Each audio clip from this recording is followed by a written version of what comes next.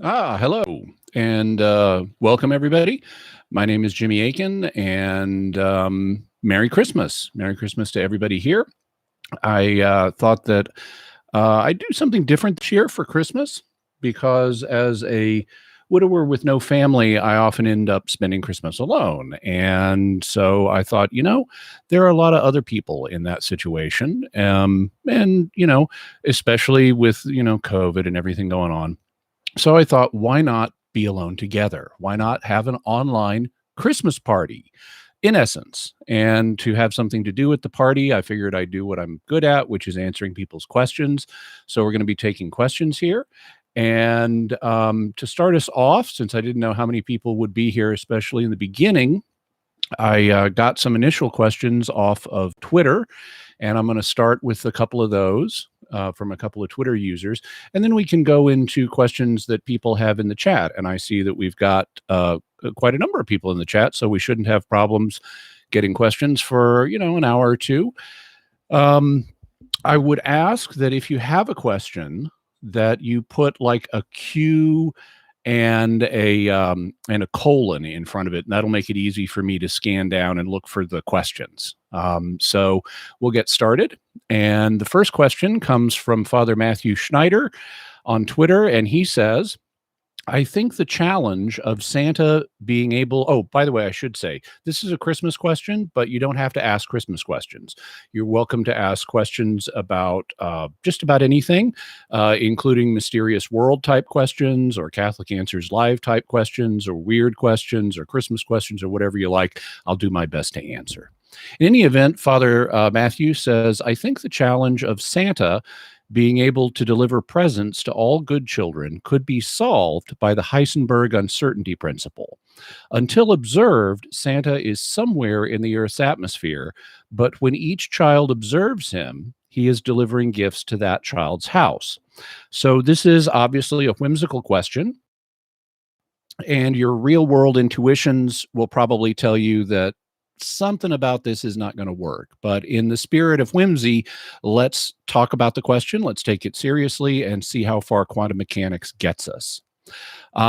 In the first thing I'd have to say is that the Heisenberg uncertainty principle is really something different. It's not really involved so much in this question. Werner Heisenberg was a famous physicist in the early 20th century, and he formulated what's known as the uncertainty principle. And what that says, even though people often connect it with other things, all the uncertainty principle really says is you cannot, with precision, measure certain types of properties that a quantum phenomenon like a particle, let's say, has. And a classic example is you can't measure with precision both exactly where a particle is located and and how fast the particle is moving. You can measure one or the other with as much precision as you like. So in principle, you could determine exactly where the particle is, in which case you would have no knowledge of how fast it's moving. Or you could determine exactly how fast it's moving, in which case you'd have no idea where it's located. Or you could measure it somewhere in the middle. You could, anywhere along the spectrum. You can measure it as kind of like being in a certain area with 50% probability and moving at a certain speed with 50% probability, or accuracy, I should say. But you have to make a choice. You can't determine both with 100% precision. Now, sometimes people connect that with another idea that you frequently find in quantum mechanics. And this other idea is, I think, one that's more relevant to what Father is asking us to consider here. The other idea involves something that's known as a superposition. Now, this often gets misexplained, what superpositions are. And if you would like a good, brief, easy, or relatively easy to understand backgrounder on superpositions, you could go by another YouTube channel that I watch a lot by the German physicist Sabine Hassenfelder. And she has some really nice explanatory videos about quantum concepts stated in simple terms without a whole lot of math. But the way you often hear the idea of a superposition presented, and this is not strictly accurate, as Sabina will point out, but the way you often hear it presented is that an object, like a particle, but some quantum object, can be in more than one state at a time.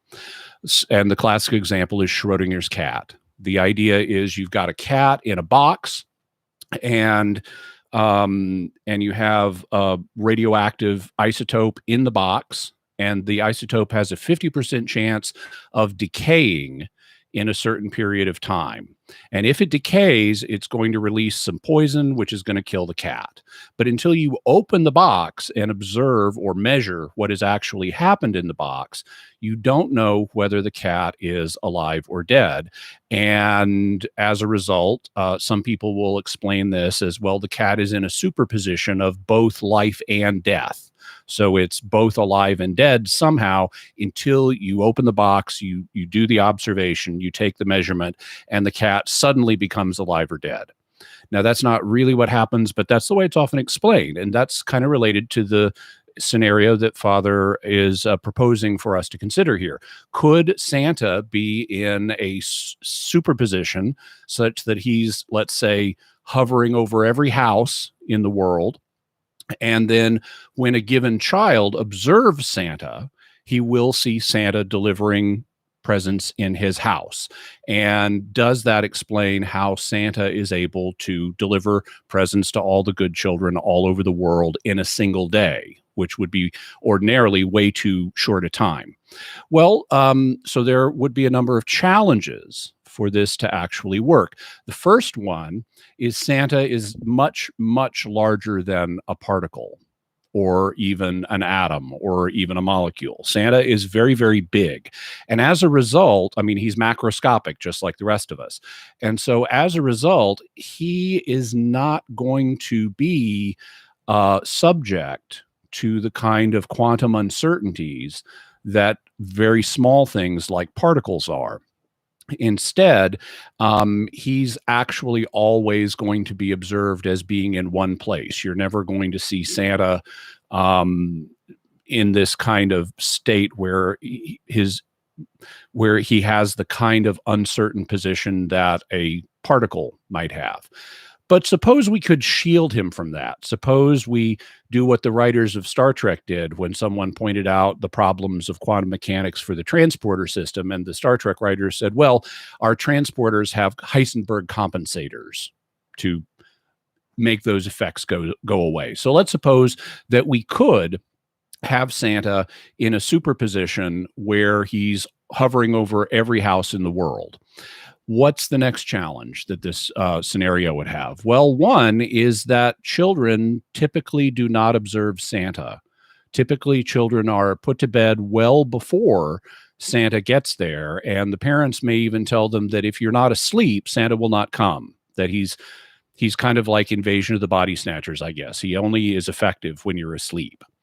But let's set that aside too. Let's suppose that all the good children get up and they take a measurement, they make an observation. Would they all see Santa in their house? Well, this is where we come to another challenge, and that is that what happens when you have a quantum object in this kind of superposition, so-called, is that when the measurement is taken, the wave function that describes the superposition collapses, and the particle is then found in one location and only one location for all observers. And so what that would mean is the first child to observe Santa will collapse the Santa Clausian wave function, and Santa will be in his house and in nobody else's house. And so I don't think this really solves the problem for us, because after that first child has seen Santa and the wave function is collapsed so that Santa Claus is in child number one's house, Santa Claus will then have to leave again. Maybe he enters another superposition so that he's again over all the houses in the world. And then child number 2 will observe Santa. He'll take a measurement and find Santa is in his house, and Santa gets to deliver the presents there.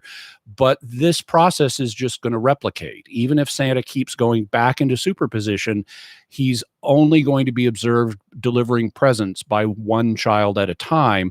And so I don't think we really gain any additional time. We're still confronted with the question of how can Santa deliver presents to so many children in such a short space of time, in a single 24 hours. As I pointed out on other occasions, one way Santa could do it would be by moving against the rotation of the earth so that he has more than 24 hours to deliver presents. You could hypothetically double the amount of time he has by doing that, if I remember my math correctly.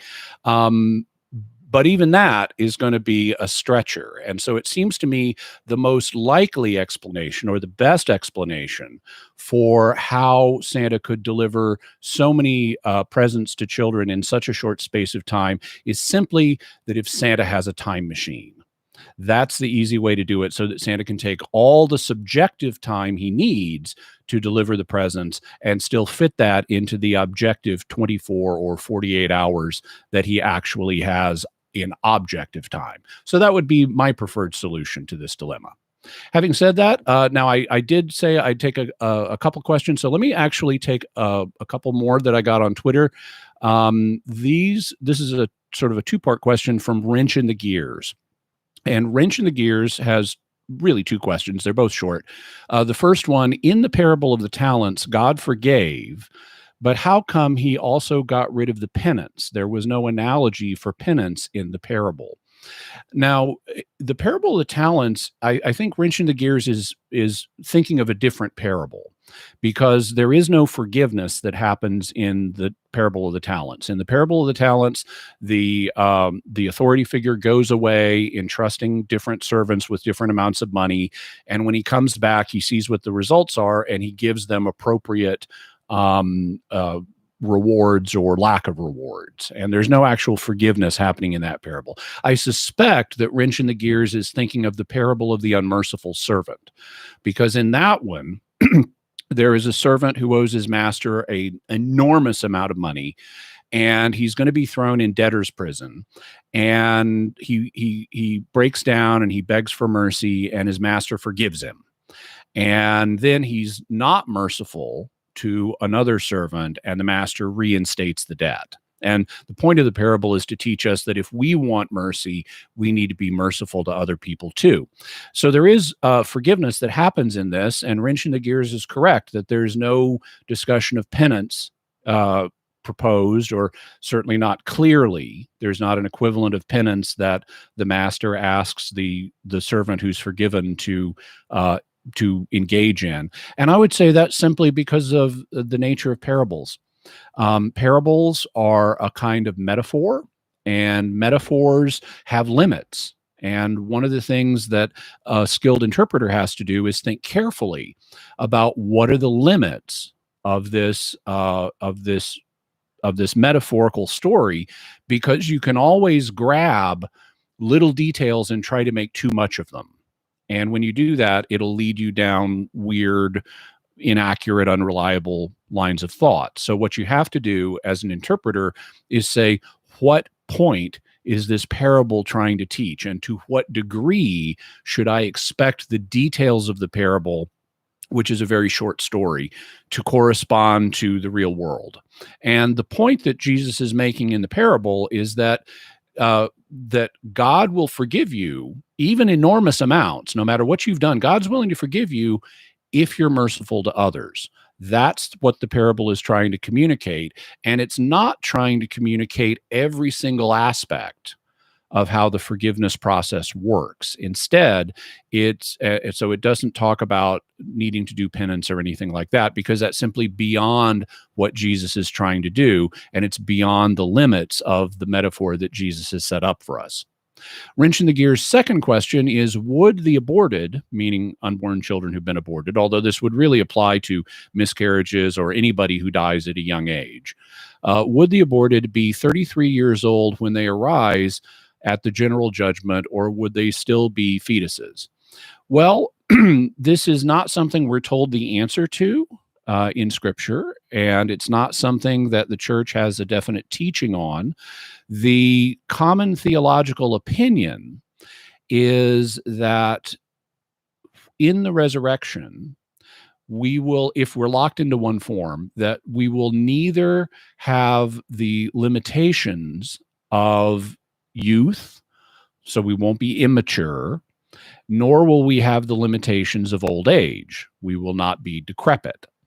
And so various theologians in church history have speculated, well, so 33 is a pretty good age. Now, that's the age at which Christ died, or approximately 33 is the age at which Christ died. And he was neither a youth nor an elderly person at that age. And so maybe physically we'll all be the equivalent of 33 years old. And maybe we will. And maybe that'll apply to people who died very young in life, even in the womb. On the other hand, my suspicion is that the situation is going to be more complex than that. St. Paul in 1 Corinthians 15 talks about how different and unimaginable our resurrected forms are going to be compared to our present forms. He compares it to the difference between a seed that's planted in the ground, that's like our current body, and then our resurrected form is going to be as different from our present body as a full-grown plant is from the seed that it came from. And since we have instances in Scripture where Jesus is perceived by people as having a different form than he normally does, or that he normally did, I conjecture that we'll be able to take different forms. And so we won't necessarily have a single age, physically speaking, in our resurrected forms, that we could appear as 33 if we chose, or we could appear as 55 if we chose, or we could appear as 11 if we chose, or as 90, or as 9 weeks after conception if we chose. So my suspicion is that we actually won't be limited in that way. So those are the questions I promised to take from Twitter. Let me back up and see what questions I can find here in the live stream. And I'm also going to hydrate, because when you're talking nonstop, hydration is important. And for people who wonder what this is, whenever you see me drinking sodas and stuff, it's Zevia. It's a no-calorie beverage that is sweetened with the South American plant stevia. And I typically have either the Mountain Zevia, which is a Mountain Dew clone, or I have the Orange Zevia. And these are available in stores, at least out here in California, but I don't bother with stores. I just order them off Amazon. So let's see. Absurd Scandal. Oh, yeah, hydrate. Absurd Scandal says, would April Fool's encyclicals be morally okay?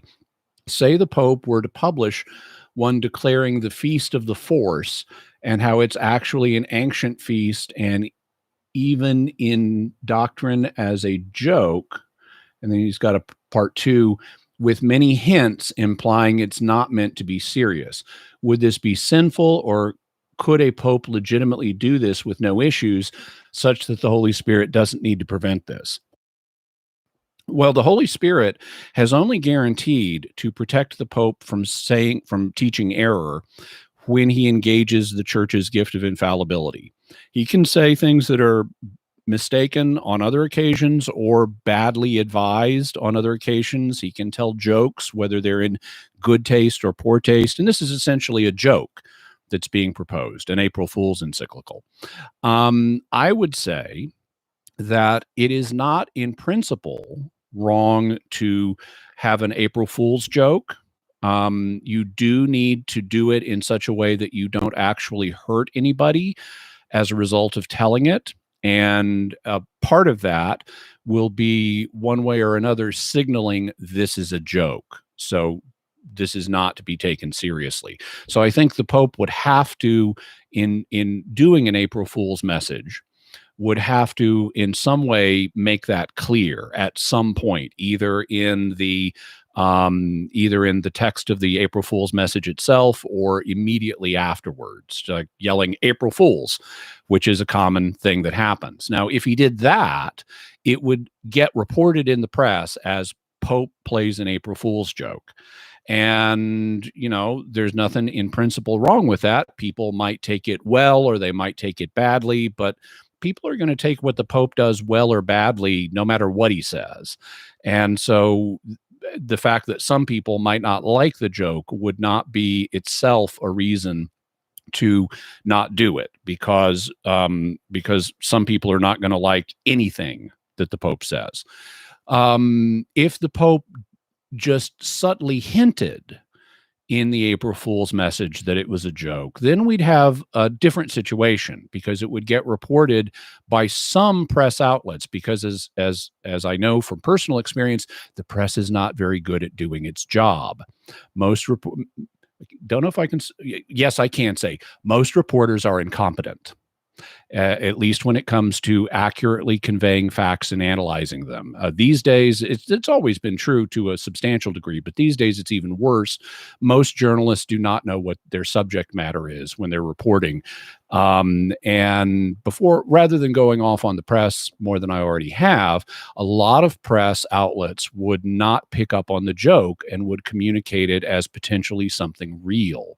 And if it's not made clear quickly, like shouting April Fools, that something is a joke, then it could lead people into doctrinal confusion or moral perplexity or things like that. And so I'm not saying an April Fool's joke would be at all advisable for the Pope to play.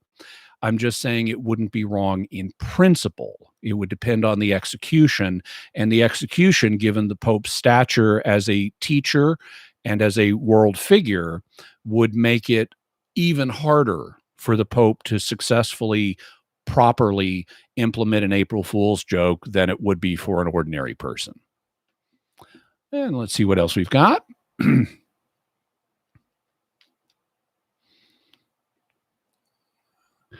Brian W. says, question: Aquinas, Augustine, Pascal, Anselm, and many other saints throughout thought most people were going to hell. What do you think, Jimmy?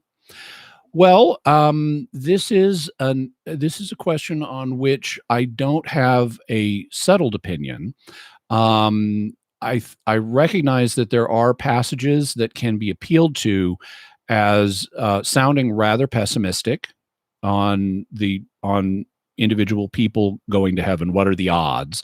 However, I also recognize that there are other passages where it sounds much more optimistic.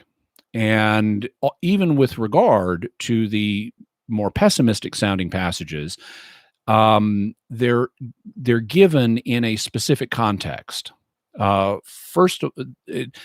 And the context in which they're given is one in which the world was swallowed in pagan darkness. So Jesus is not talking, when he's asked, like, will many people be saved? He's not talking in a context where most of the world's population has even heard of the God of the universe.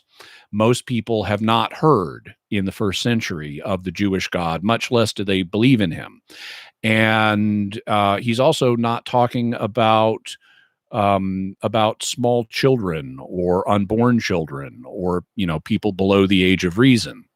And so it could turn out, given God's mercy and desire for everyone to be saved, it could turn out, for example, that all unborn children who miscarry go to heaven, and all children who die in infancy go to heaven, because they don't have the moral ability at that age to reject God and consciously choose grave sin over God.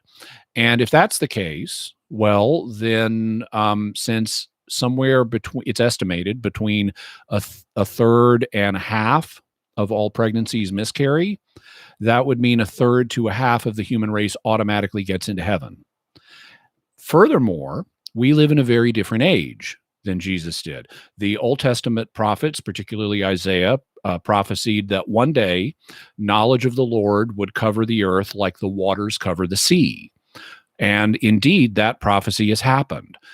In the Christian age, knowledge of the true God spread to such a degree that basically half of the world population today, whether they're Jewish or Christian or Muslim, worships the creator of the universe.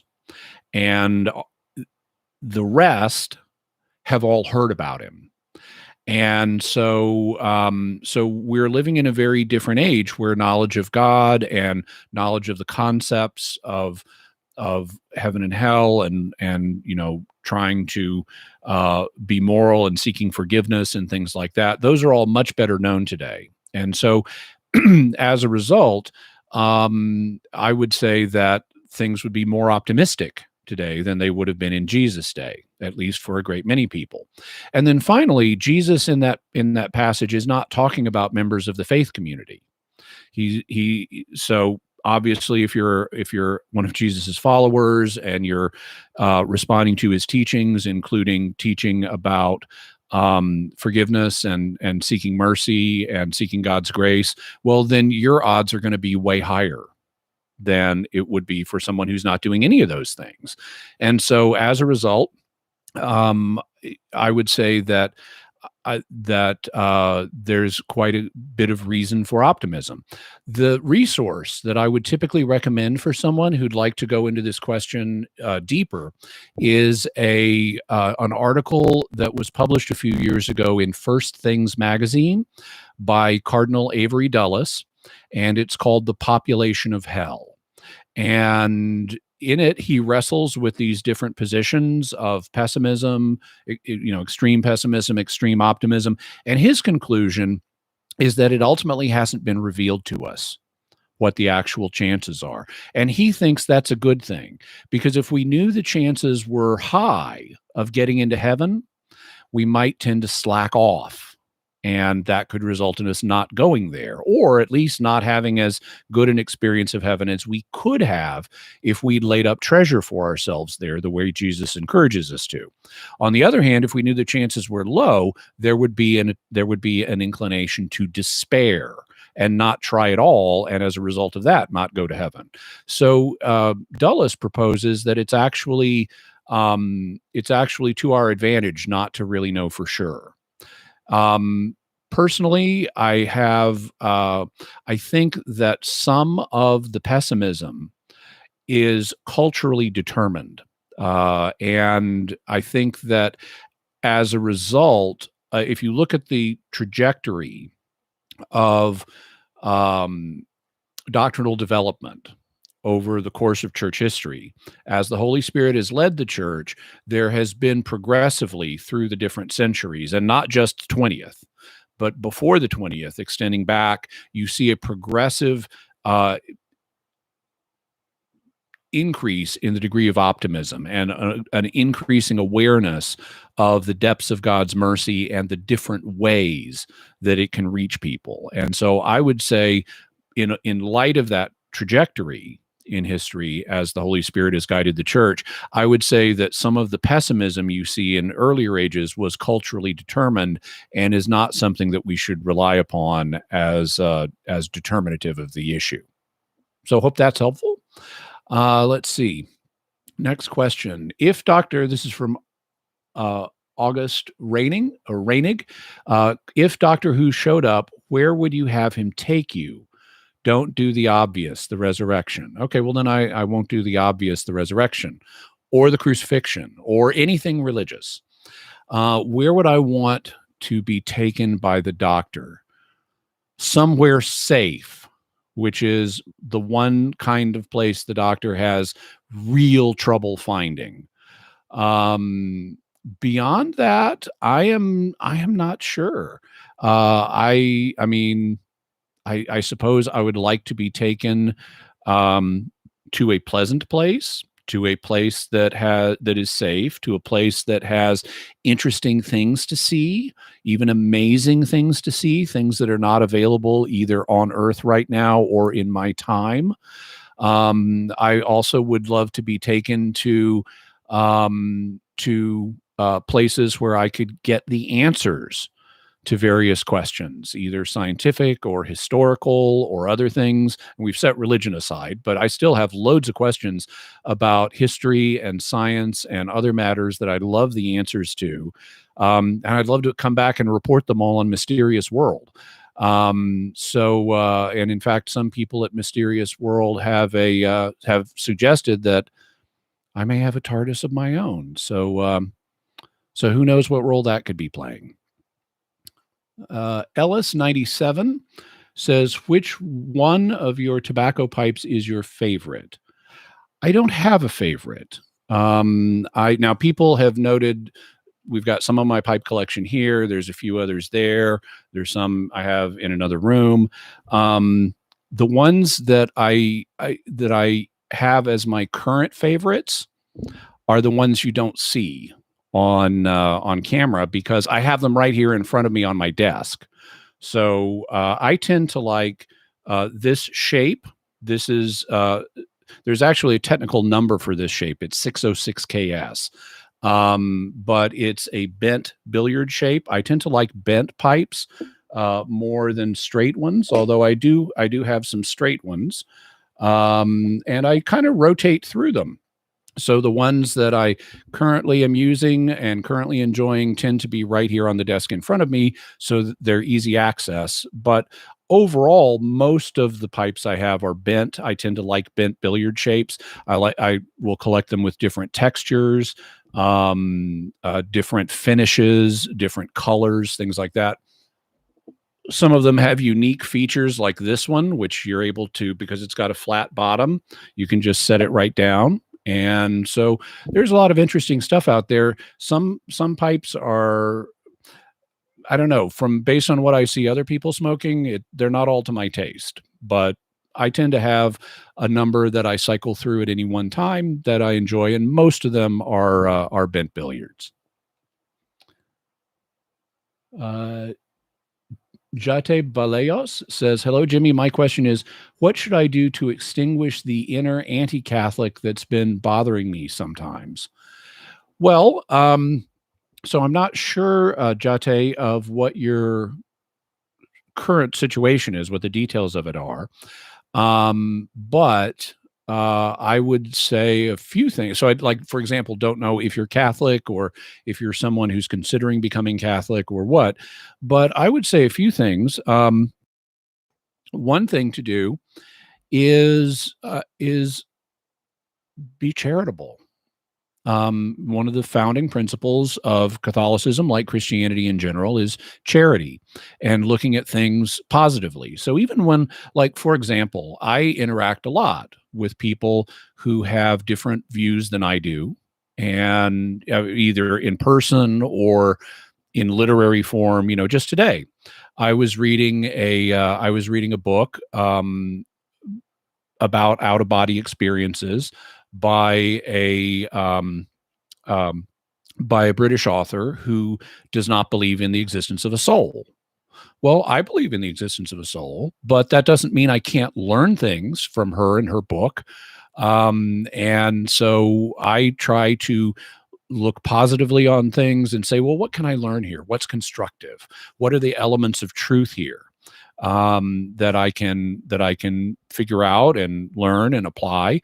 And in thinking about people's motivations, most people are not mustache twirling villains who just want to do bad stuff and cackle afterwards. I mean, there are sociopaths who get off on hurting other people, but that's not most people. Most people have reasons that make sense to them, and they're trying to do something good. There's some element of goodness in what they're trying to do.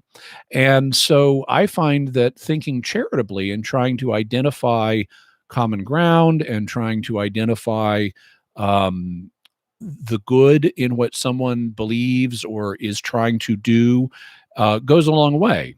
And, this is something that is relevant to anti-Catholic discussions, for example, because a lot of people will attribute bad motives to people in church history. And they will say things like, well, the reason that you can eat fish on Friday as a Catholic during Lent is because the Pope gave a special dispensation for the Italian fishing industry. And thus that's like a bad motive. It's like it's a financial thing that the Pope gave as a favor to the fishermen to help them out compared to other people. And well, okay, so number one, I'd say, what's your evidence for that? Because there is no evidence for that. That's not why fish is an exception to the no meat rule. I'll tell you what the real reason for that is. But the but even if it were, number one, where's your evidence? And number two, even if it were the case, what's wrong with helping fishermen? There's some good there.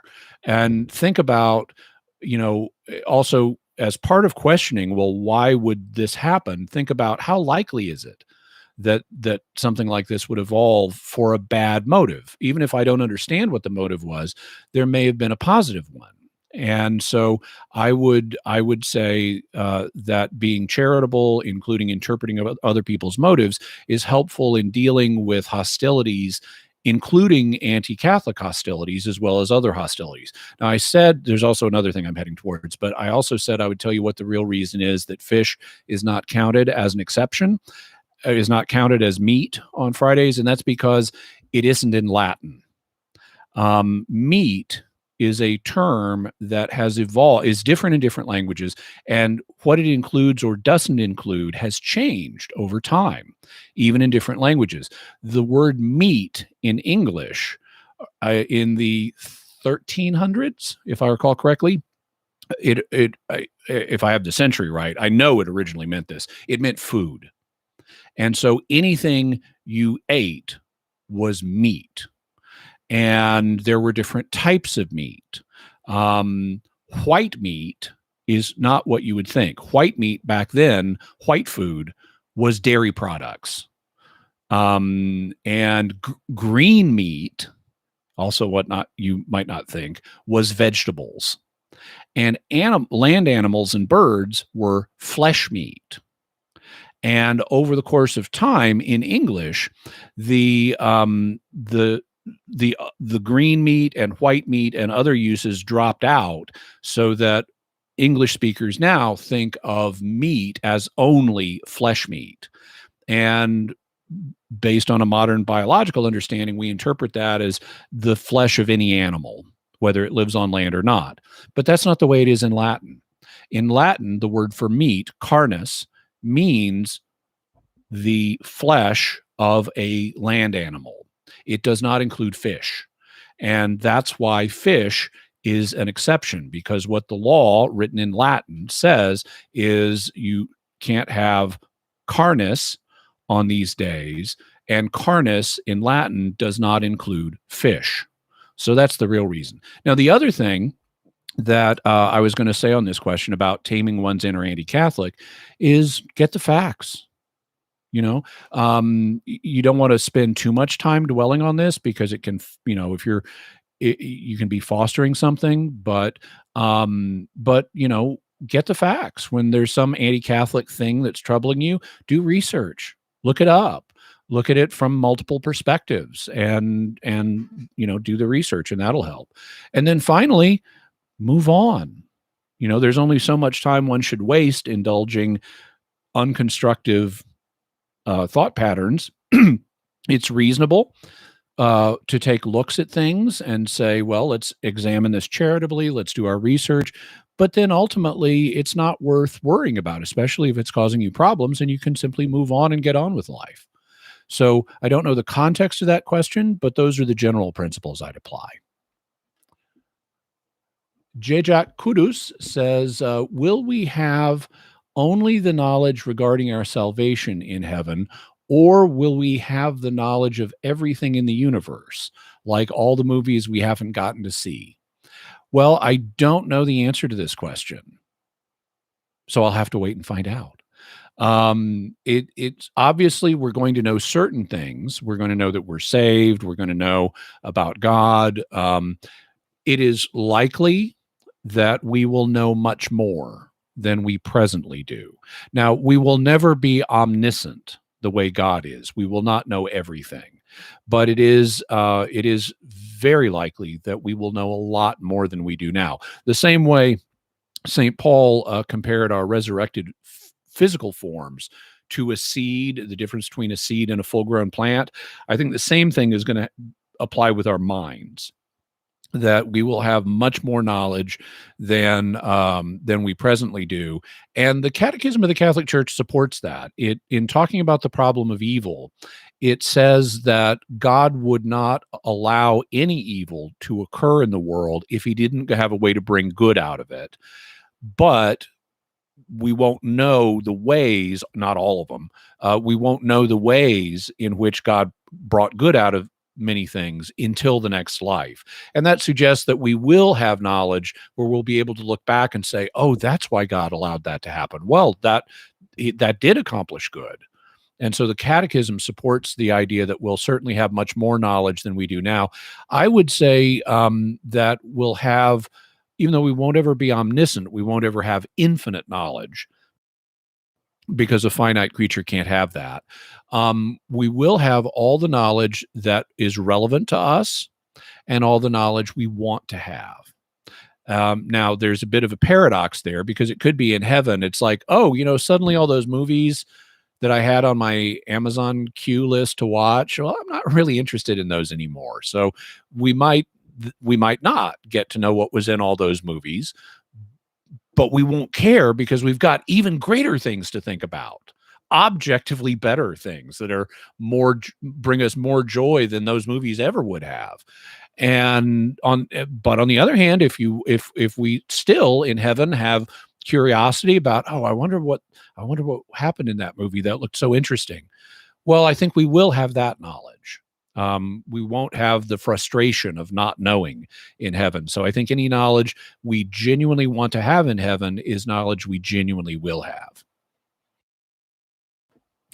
Examine Truth says, "Hey Jimmy, what's your opinion on the essence and energy distinction? Can Catholics believe in this doctrine?" So this is one that I haven't done a huge amount of study in yet. I've looked into it a little bit. For people who may not be aware, this is a distinction.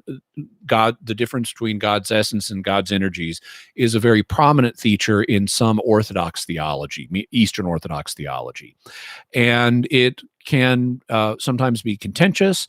My sense is that there will be versions of it, or there will be understandings of it that would be compatible with Catholic thought, but others that are not.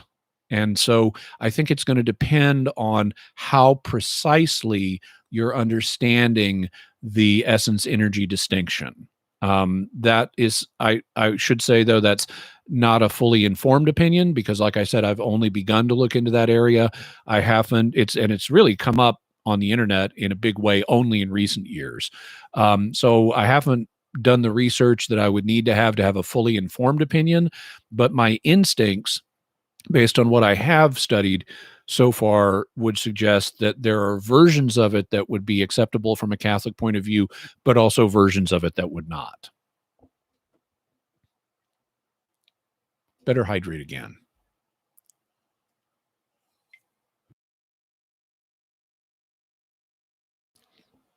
Matthew Olson says, would you elaborate on how an atheist could be saved?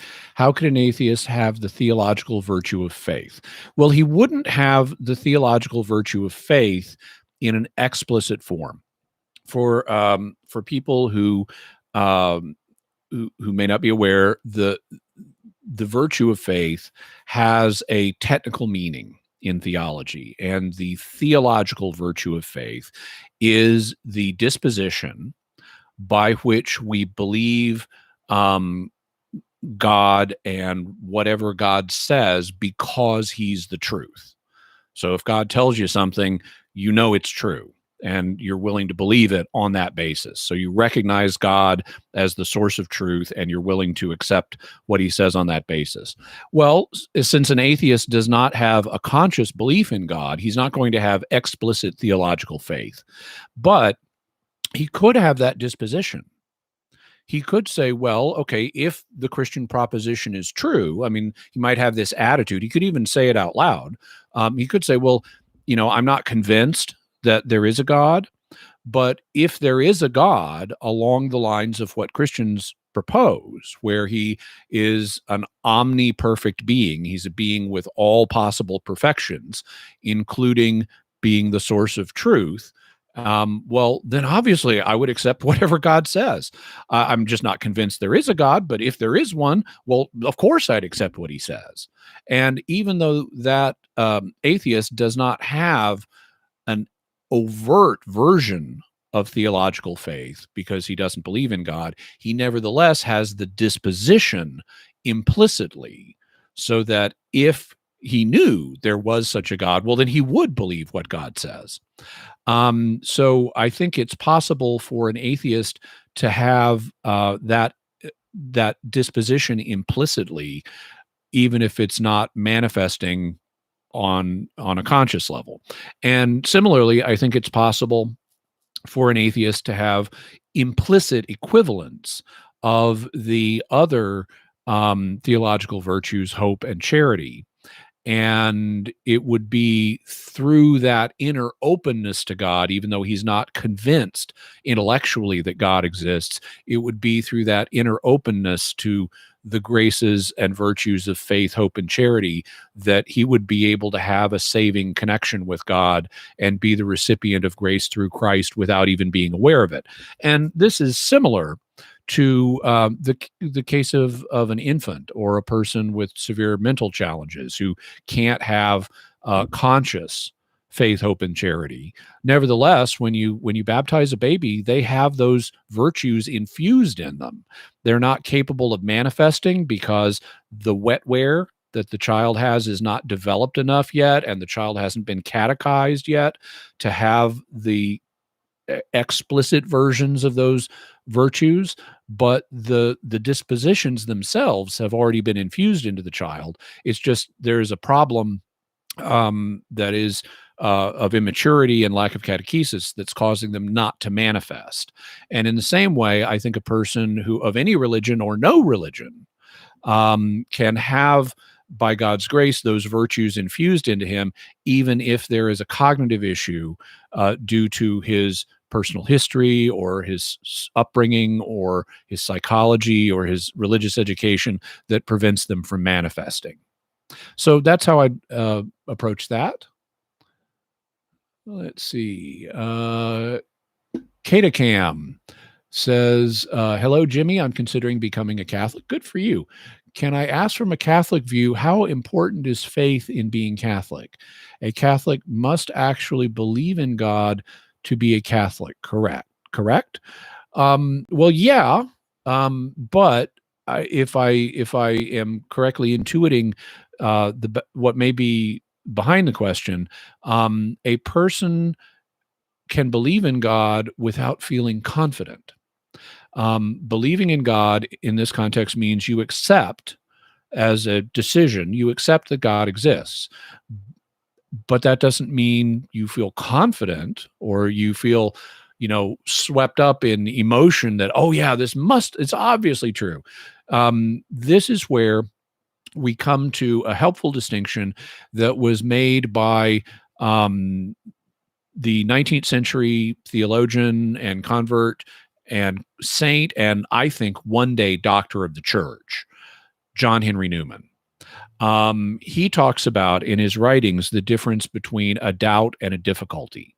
And the way he's using those terms, because they are used in other senses, the way he's using those terms, a doubt is where you, as an act of the will, choose not to accept a proposition.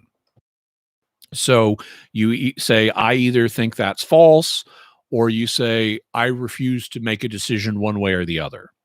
In either of those cases, you doubt the proposition. So if you say, I believe there is no God, well, that's a doubt in Newman's sense. Or if you say, I refuse to decide whether there's a God, well, that's also a doubt, but it's an act of the will you're performing. On the other hand, if you say, I believe in God, I accept God's existence as an act of the will, then you do not doubt, regardless of how many difficulties you may feel or perceive. Difficulties can be emotional, like a lack of confidence.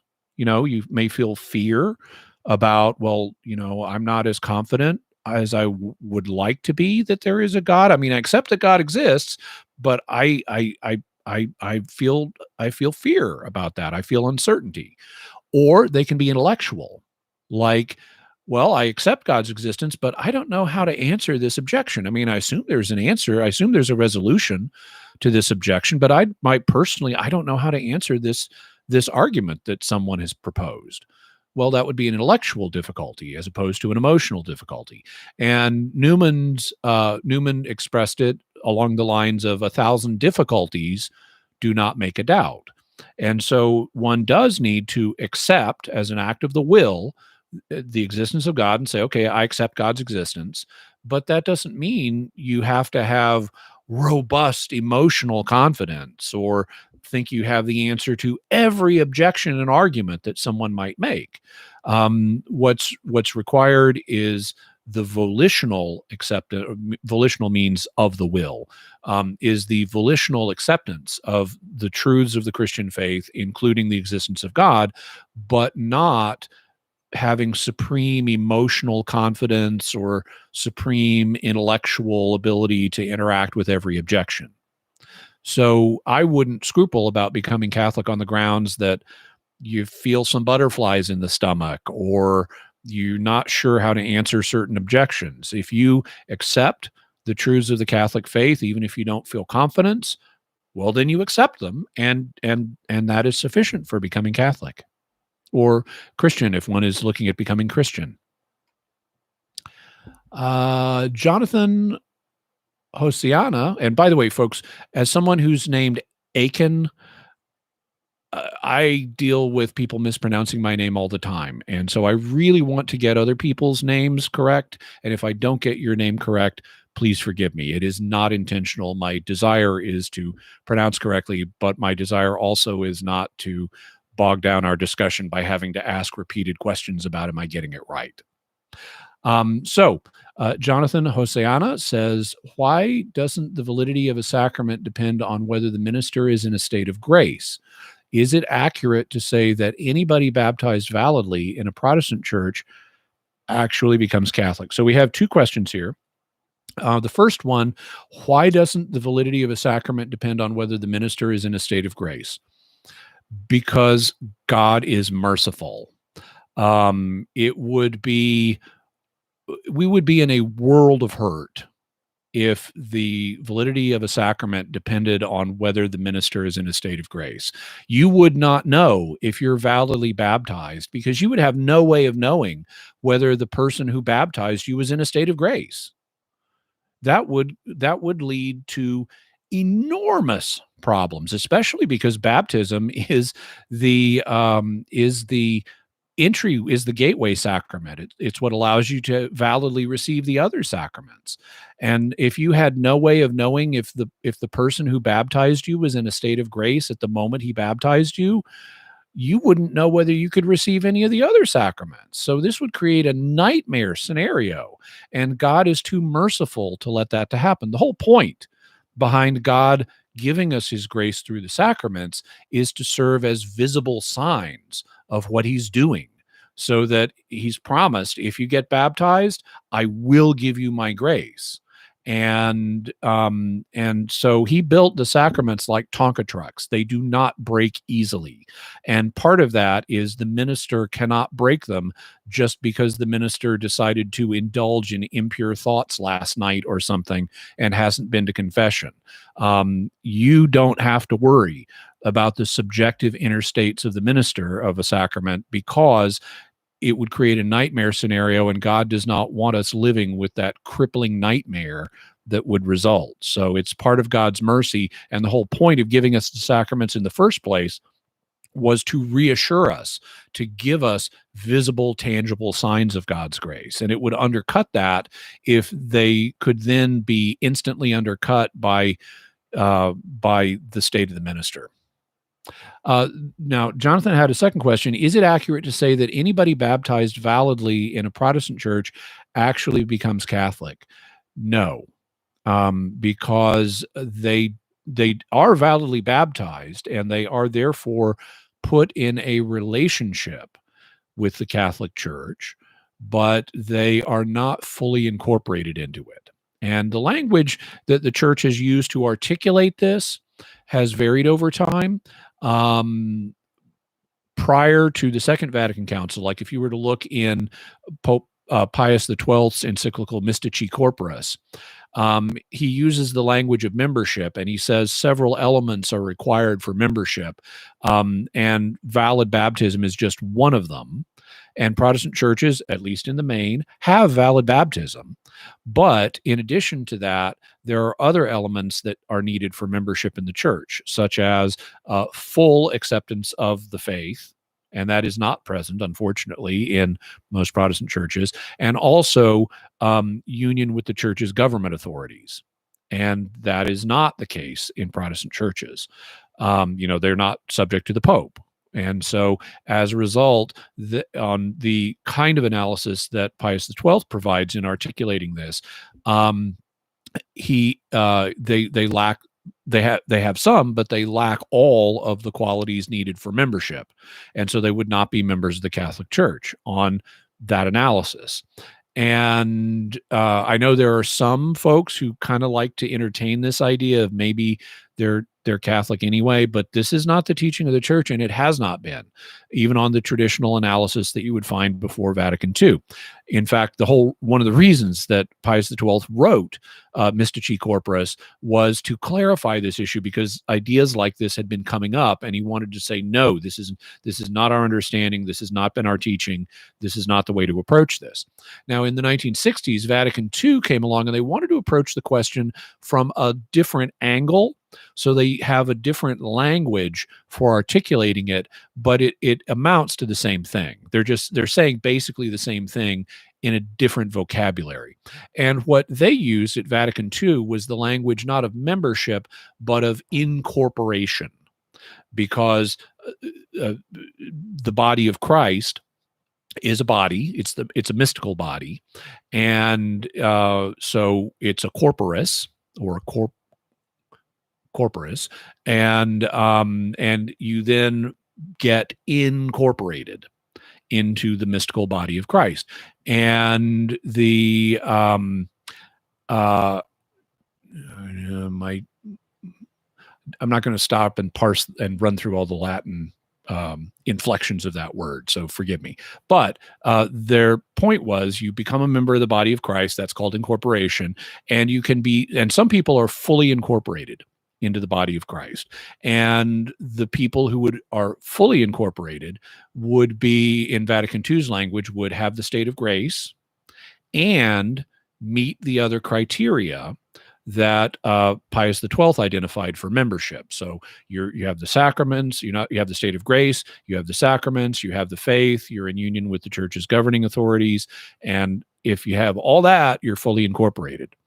But what about people who aren't fully incorporated? Well, you could use the language of partial incorporation and say, well, okay, someone who maybe has baptism but does not have all of the other elements for full incorporation is partially incorporated into the body of Christ. And I think that's a possible form of language, though it's not actually the one that Vatican II used. Instead, they used the language of association. And they said people who have other elements, but not the grand slam, so to speak, but who have some of the elements, are associated with the body of Christ in different ways. And so that's the language that you'll find in the Vatican II documents. But whatever language you prefer, people who have only one element, namely valid baptism, are not members or are not fully incorporated in the Catholic Church. So it would be a mistake to say they're Catholics. They're not. They have elements that link them to the Catholic Church, but they are not Catholics. And that's why, for example, in the Code of Canon Law, people who have not been baptized or received into the Catholic Church are not numbered among the faithful and don't have canon law applying to them.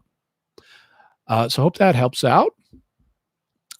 Meg Schreiber says, why are there different readings on Christmas Eve / midnight mass / Christmas Day? Well, because there are different masses and one could go to these different masses. And I mean, you could do the Christmas Grand Slam and go to all of them, and they want you to hear something different at each mass. And so what they do is they space out the relevant material over a sequence of masses. And that's the basic reason, because they don't want the same readings scripture readings being repeated at every single mass in this time period. They want to make each mass distinctive and have something that it contributes uniquely to the overall sequence. Stephen Stefari says, newly divorced and feeling long, especially, I assume lonely, especially around holidays. Any suggestions to beat these blues? Well, first of all, Stephen, I'm very sorry to hear about that. I'm a widower, so I've lost a spouse as well in a different way. But I have been through the experience of losing a spouse. By the way, there's a picture.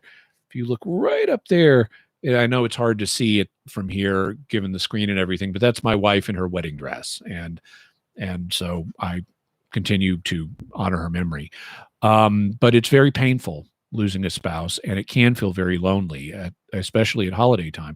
And that's one of the reasons I wanted to do this, to provide some companionship. And even though it's virtual, it's not the same, but it is a form of togetherness. And in terms of overcoming a loss like that, and there are differences between being divorced and being widowed, and I don't want to pretend there aren't. There are, but as a general matter, in grieving the situation, I would say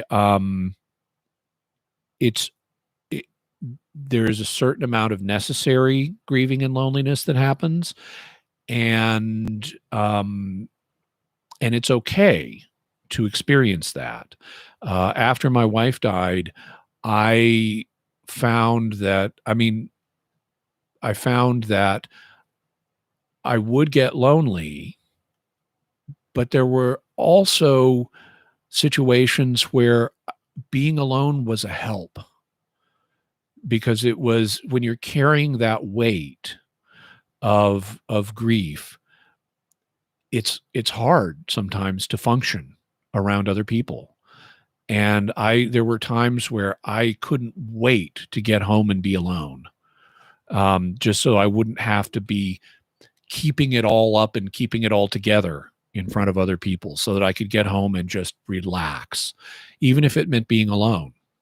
And so thinking of, there may be some stuff there that that may be productive to think about as part of your own personal grieving process. Ultimately, one needs to, and one shouldn't force it either way, but long term, one needs to re-engage and be around people. And there are different ways of doing that. I find now, even though people who know me know that I'm kind of bimodal in how I interact with others. A big part of me is an introvert. And so it is not a burden for me to be alone. I mean, it was when I was grieving, but generally these days, it's not a burden for me to be alone.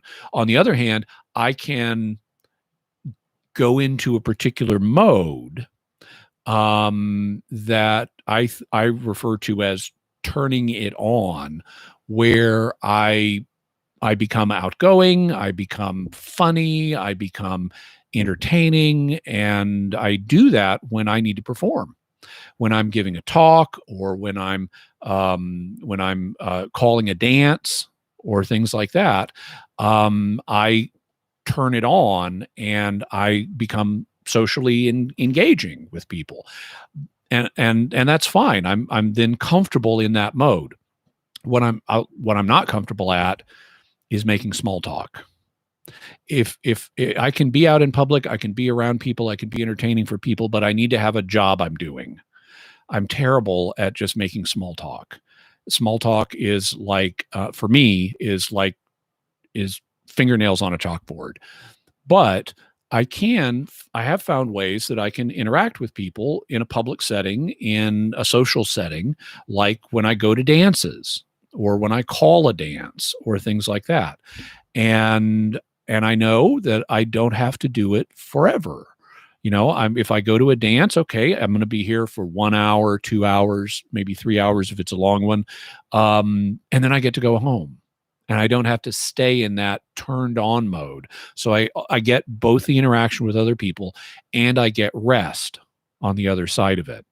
And as part of the reemerging process, following a divorce or any other personal tragedy, it's important to both take time alone and then find ways to reengage. And especially in the beginning, they may be limited forms of reengagement because you may not be ready to be just back to where you were in terms of being fully engaged with other people.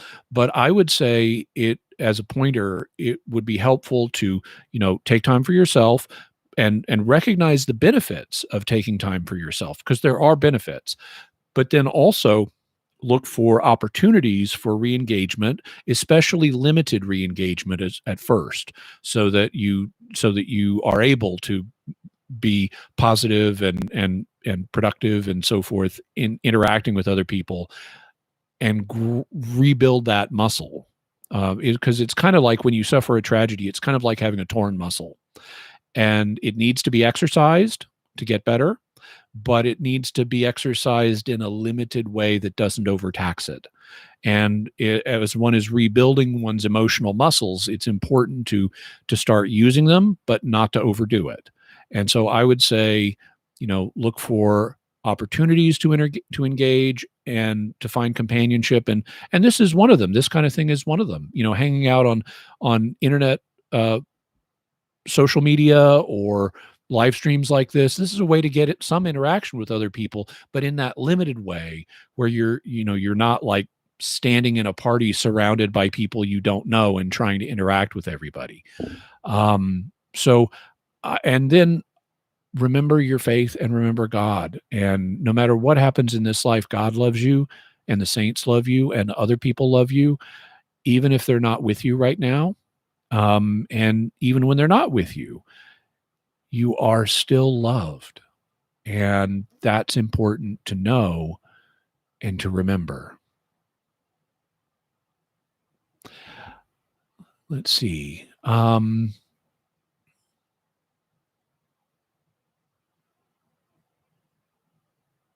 Detective Holmes says, "Hey, Jimmy, have you ever practiced anything like the Desert Fathers?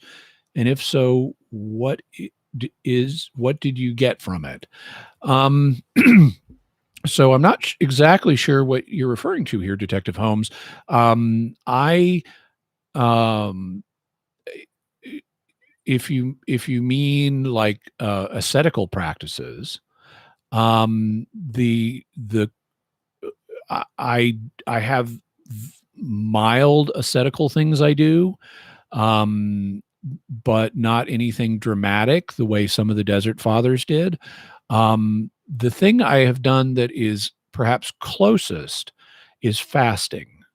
And they undertook some fasts that were fairly intense. I undertake fasting that is fairly intense. I have most days of the week. I try to keep, at least this is my ideal, I try to do a 22-2 fast, and that means I don't eat for 22 hours, and then I have a 2-hour eating window. And actually, I'm quite comfortable doing that. And that's something that a lot of people don't realize would be the case whenever anybody is fasting. Your body gets used to it. Hunger is a matter of habit. Your body turns on the hunger signal at certain times of day because that's when it thinks food is available. And because that's when you've been eating, that's when food has been available in the past. So if every day you eat at noon, if that's one of your eating times, your body knows, oh, hey, at noon, that's when food is available. We should turn on the hunger signal so he remembers to eat. And if you then don't eat at noon for just a few days, your body, it'll turn on the hunger signal for the first few days, but then it's going to say, I guess food isn't available at this time anymore. No, we better not turn on the hunger signal. That's not going to do any good. And your body adapts, and your habit of becoming hungry at certain points changes. And that happened for me, and it happened for the Desert Fathers. And so even if you might think, wow, a 22-hour fast, that's significant, or that's really going to be hard, or even a longer fast, it's really not. Once you're used to it, there's a little bit of transition, but that can be managed. And the point is not to hurt yourself. Now, I have fasted primarily for health reasons. That was what enabled me to lose about 80 pounds. But that doesn't stop me from at the same time using it as a spiritual thing and saying, at a moment when I'm thinking about, do I want to eat? Well, no. Number one, no, because I'm not hungry right now. But number two, I also want to do this as a spiritual act. And so I'll say, well, it would be more pleasing to God if I didn't. And that'll be a factor that's in there. So it's not simply health motivations. There's also spiritual motivations in there. And the two are not in conflict, because taking care of your body in a reasonable way without obsessing is also something that pleases God. So I do have my fasting practice is probably where I would be closest to the Desert Fathers and to other monastics, because historically, a lot of monks in a lot of monasteries would eat one meal a day, which is essentially what I'm doing, or they would eat 2 meals a day on Sunday, or other holy days. On Sundays and holy days, I don't restrict it to 2 meals, but it doesn't go over 2 meals. I don't have like a formal eating time where I go to the refectory with the other monks and eat 2 meals a day. So I may have a couple of snacks during the day or something, but it's still a small amount of food, because even though your stomach does not literally shrink when you fast, I mean, your stomach is a muscle. It is, or is surrounded, it's a container surrounded by muscles. Your stomach changes sizes in the course of eating. I mean, in fact, it's subject to peristalsis, which is going to be pushing the stuff through so you can extract nutrients from it. But people will say, oh, after I started fasting, or after I started restricting how much I ate, my stomach shrank, by which they mean I can't consume the same amount of food anymore without feeling satiety, which is that feeling of fullness where you feel like I don't want to eat anymore because I'm too full. Your stomach does not literally shrink, but your body does adapt to how much you're processing on a regular basis, and it will send you that satiety signal, which is it's really involved in the interplay of a couple of hormones known as leptin and ghrelin, is the hunger satiety cycle.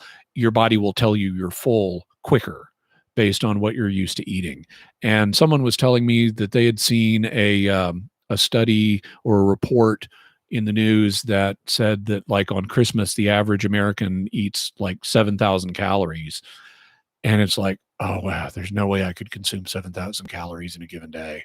I would be completely bloated way before I got to that level, because that's what I'm used to, is a smaller amount. But it's not at all uncomfortable. So that's a basic pass at the extent to which I could say I have experience with ascetical practices like the Desert Fathers or other monastics. Daniel Ward says, does the Eastern Orthodox doctrine of energy essence distinction contradict divine simplicity? Well, without, like I said, I haven't done a lot of study here yet, but the answer will depend on how you understand divine simplicity, because there's more than one way of understanding it. I mean, the church has defined that God is ontologically simple, but they were not, when they did that, they were not trying to close off discussion among the different Catholic theological schools and how they understood simplicity. So there's more than one version of divine simplicity that is a legitimate understanding. And the essence energy distinction, as I mentioned, is not monolithic. So my sense is that some versions of the essence energy distinction will violate divine simplicity, but not necessarily all of them. And I have not yet been able to process enough of the range of this to be able to specify exactly which versions would or wouldn't. So I'm leaving that to the future. Let's see. I'm trying to make sure people who haven't already had one answered get one. Religiously stuff. Question: when it comes to prophecy, does the Old Testament rule of all or nothing still apply to current prophets if they are inspired by God? Say a well-meaning visionary gets some right but one wrong. Part two of the question: would this mean he is definitely a false prophet we need to completely reject, or can a person be a real prophet nowadays and still get something wrong? So religiousy stuff is referring to a passage in Deuteronomy that is often used in connection with prophets, and you'll hear it represented frequently in some circles as if a prophet gets anything wrong, he's not a real prophet.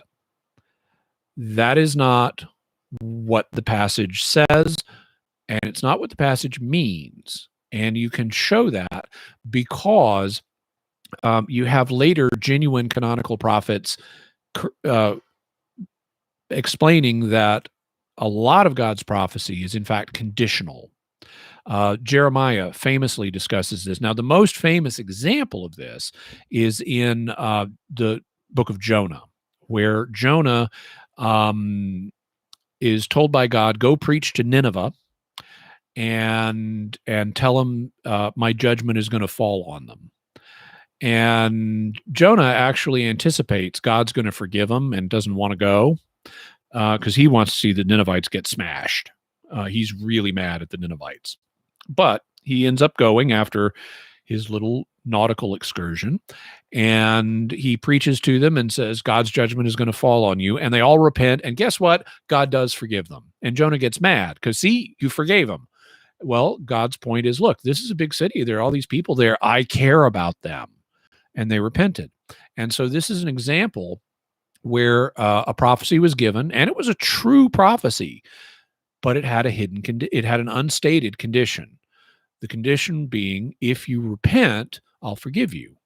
But otherwise, if they had not repented, God's judgment would have fallen. And Jeremiah makes this clear. Jeremiah, speaking on behalf of God, says, if at any time I say I'm going to bless a nation and they fall into sin, I'm going to cancel the blessing. And if at any time I say I'm going to curse a nation and they repent, I'm going to cancel the curse. And so, and when you begin looking at the way prophecy works in concrete cases in the Old Testament, you find this is really the norm.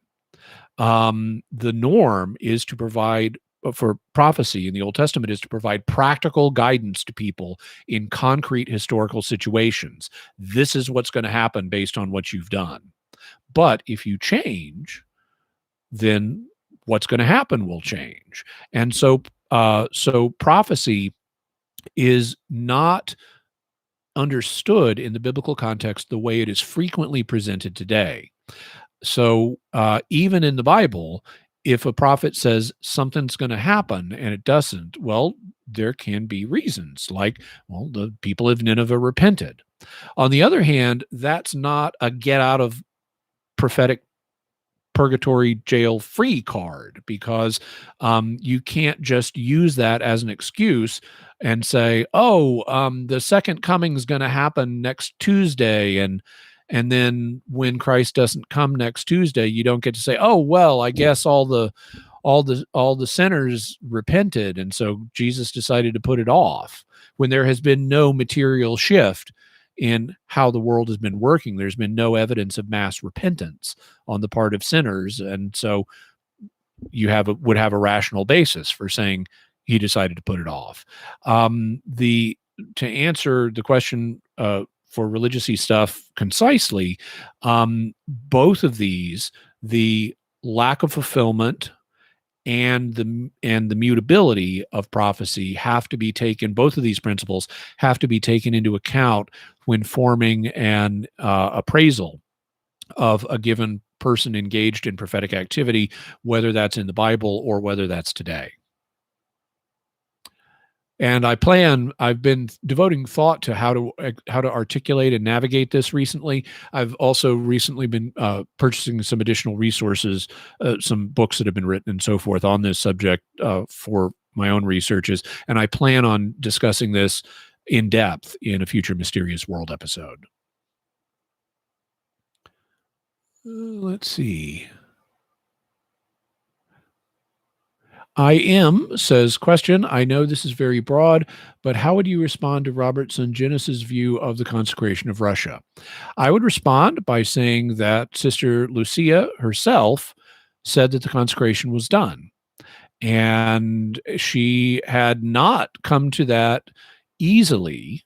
There were situations where she said, sorry, the right conditions were not fulfilled. She more than once indicated that the consecration had not been done.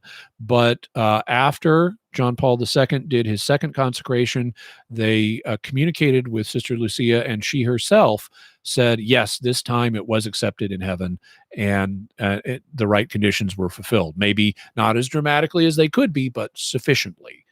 And so I would say that that Sister Lucia herself confirmed it, and I trust her interpretation of whether her prophetic request was fulfilled. I mean, she's in the best position to know. She's the one in touch with Mary.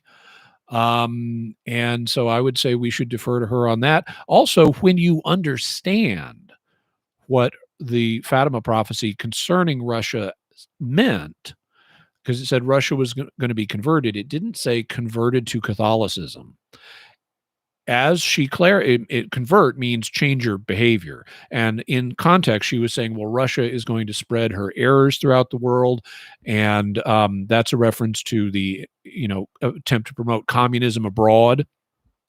And Sister Lucia, in later interviews, which I have copies of, because I paid a lot of money to get a low-run edition book of interviews with her, she confirmed, yeah, Russia has been converted. It's no longer spreading international communism. So that's what the prophecy meant. It didn't mean it was going to become some Catholic wonderland or something. That's not what the prophecy meant. So it was indicated that the Pope would consecrate Russia, and this would happen in connection with its conversion.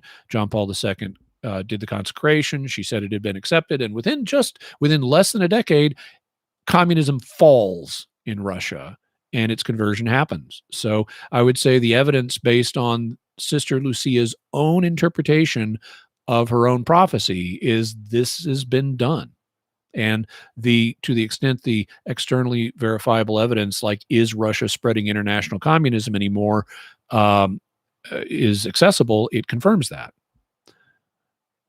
Wesley Conway says, some say that after the new creation and renewal of all reality, God won't be creating anything out of nothing anymore. So creation will be completely finished. Is this doctrine? No, this is not doctrine. The church does not have a teaching of one day God is going to cease to create things ex nihilo.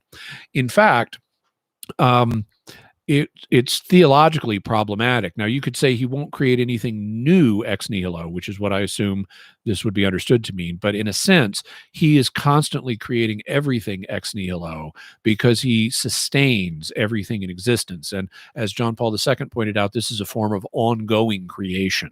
So not only did God create the universe and all it contained in the beginning, he is applying that same creative energy to sustain it in existence throughout its history. And so that's actually a form. It's not the same, but it is a form of ongoing creation ex nihilo.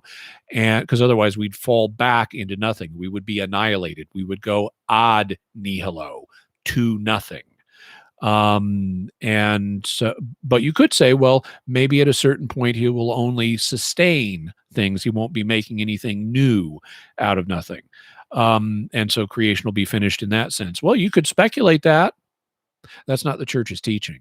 You're not going to find that taught by an ecumenical council or by the current magisterium or anything like that. I would put that in the category of theological opinion and thus theological speculation. Miscellaneous says, what about Santa deniers when they get presents from Santa? Well, so I would say Santa deniers who have apparently gotten presents from Santa would have other ways of explaining how those presents appeared.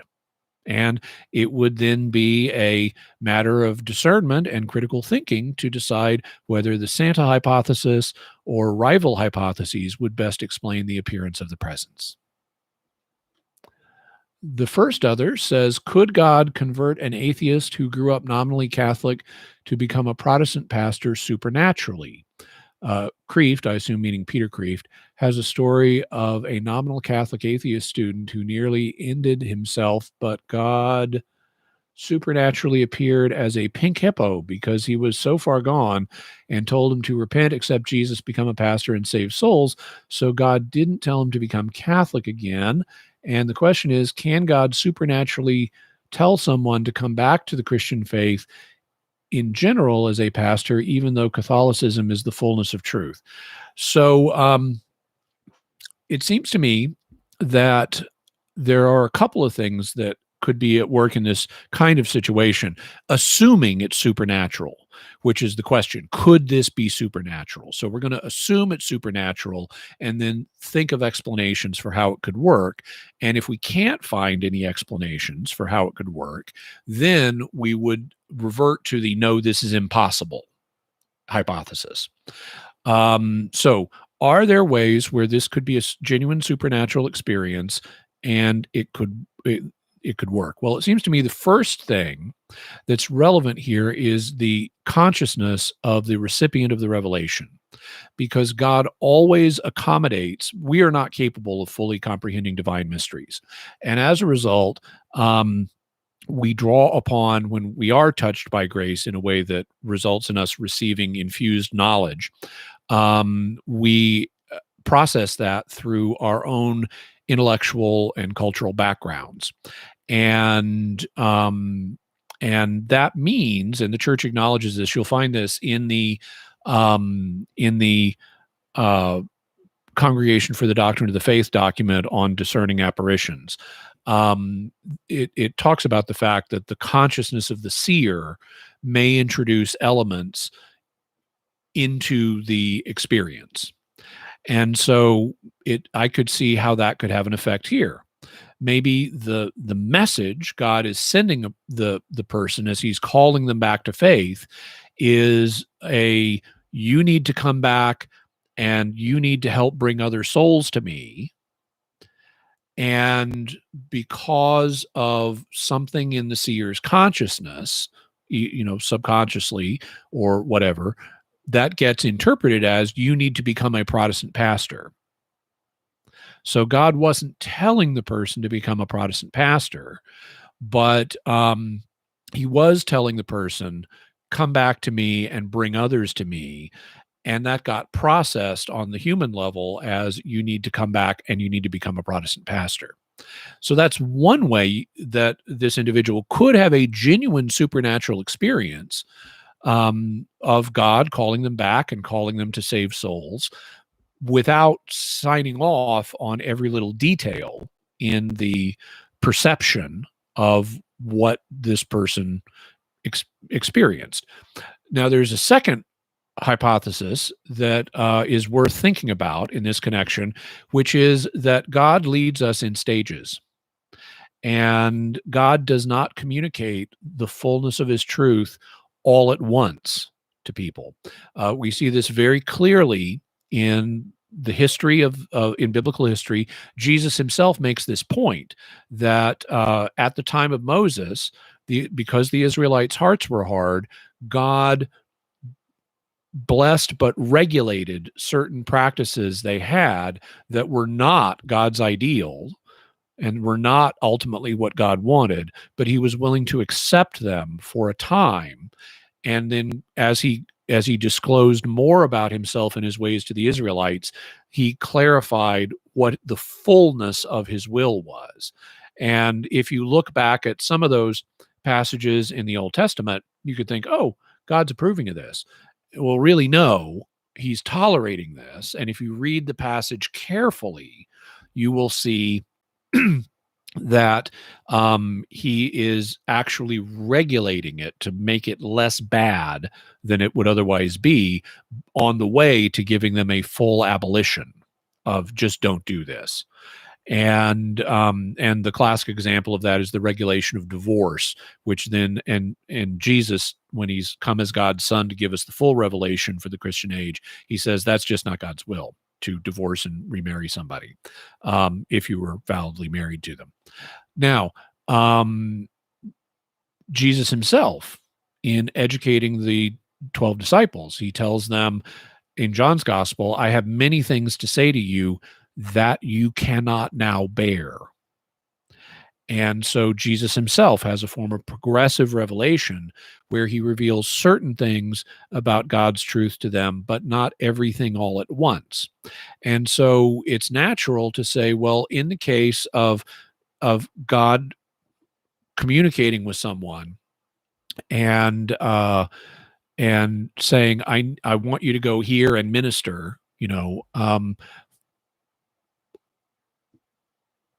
there's because Protestantism shares many elements of the faith. Unfortunately, not all of them, but many of them, and the core ones, the Trinity, Jesus, his death on the cross, all that.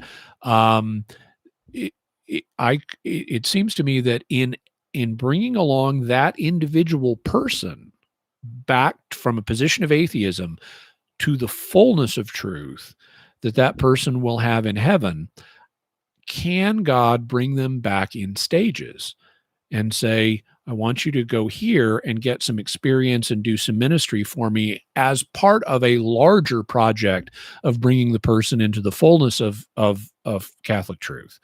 Well, it's not clear to me that God couldn't have way stations for a person on their personal journey, the same way he had sort of prophetic way stations in terms of revealing himself and his will for the Israelites, or as Christ did for the disciples. He could be endorsing the positives that lead to a particular way station or that are involved in a particular way station without implying you need to stay forever at this way station and that is the fullness of my will. The latter would be untrue and therefore is not something God could say. But God could say, because he knows a person, it will help the person get back to him. I mean, for example, let's suppose there are two churches in town. Let's suppose it's a small town in Minnesota, and there are two churches in town, and they're a Catholic church and a Lutheran church. And the pastor of the Catholic church is totally incompetent and is not at all prepared or equipped to help a person who's in this recovering atheist's position. If the recovering atheist goes to the Catholic Church because of the limitations of that parish, he's not going to get what he needs. He's going to walk away again. But the pastor of the Lutheran Church happens to be talented with helping people who are like this recovering atheist. And so if the recovering atheist goes to the Lutheran Church, he will get the answers he needs and the compassion he needs and things like that, and will be able to re-embrace the active practice of the Christian faith. It's unfortunately not the fullness of the Catholic faith, but he will be able to get that far. And so could God, just on the level of which of these two churches should you start going back to immediately, God could say, why don't you go to the Lutheran one? Not implying that the Lutheran one is his final destination, but just that that's where he needs to go now to get the help he needs now. Well, I can't rule out that God could do that. I mean, God is omnipotent, and so he can do anything that's not logically impossible.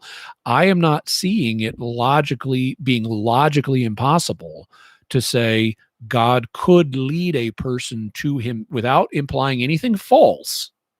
God could lead a person to himself via way stations in this manner. So God would not be implying Lutheranism is where you need to stay, but he could be implying you need to go there now for the moment until you get, say, further instructions, at which point he may have reacquired enough background in the Christian faith that he's willing to go face the incompetent Catholic priest or something like that. Or maybe the Catholic priest gets replaced by a more competent one and he goes there then.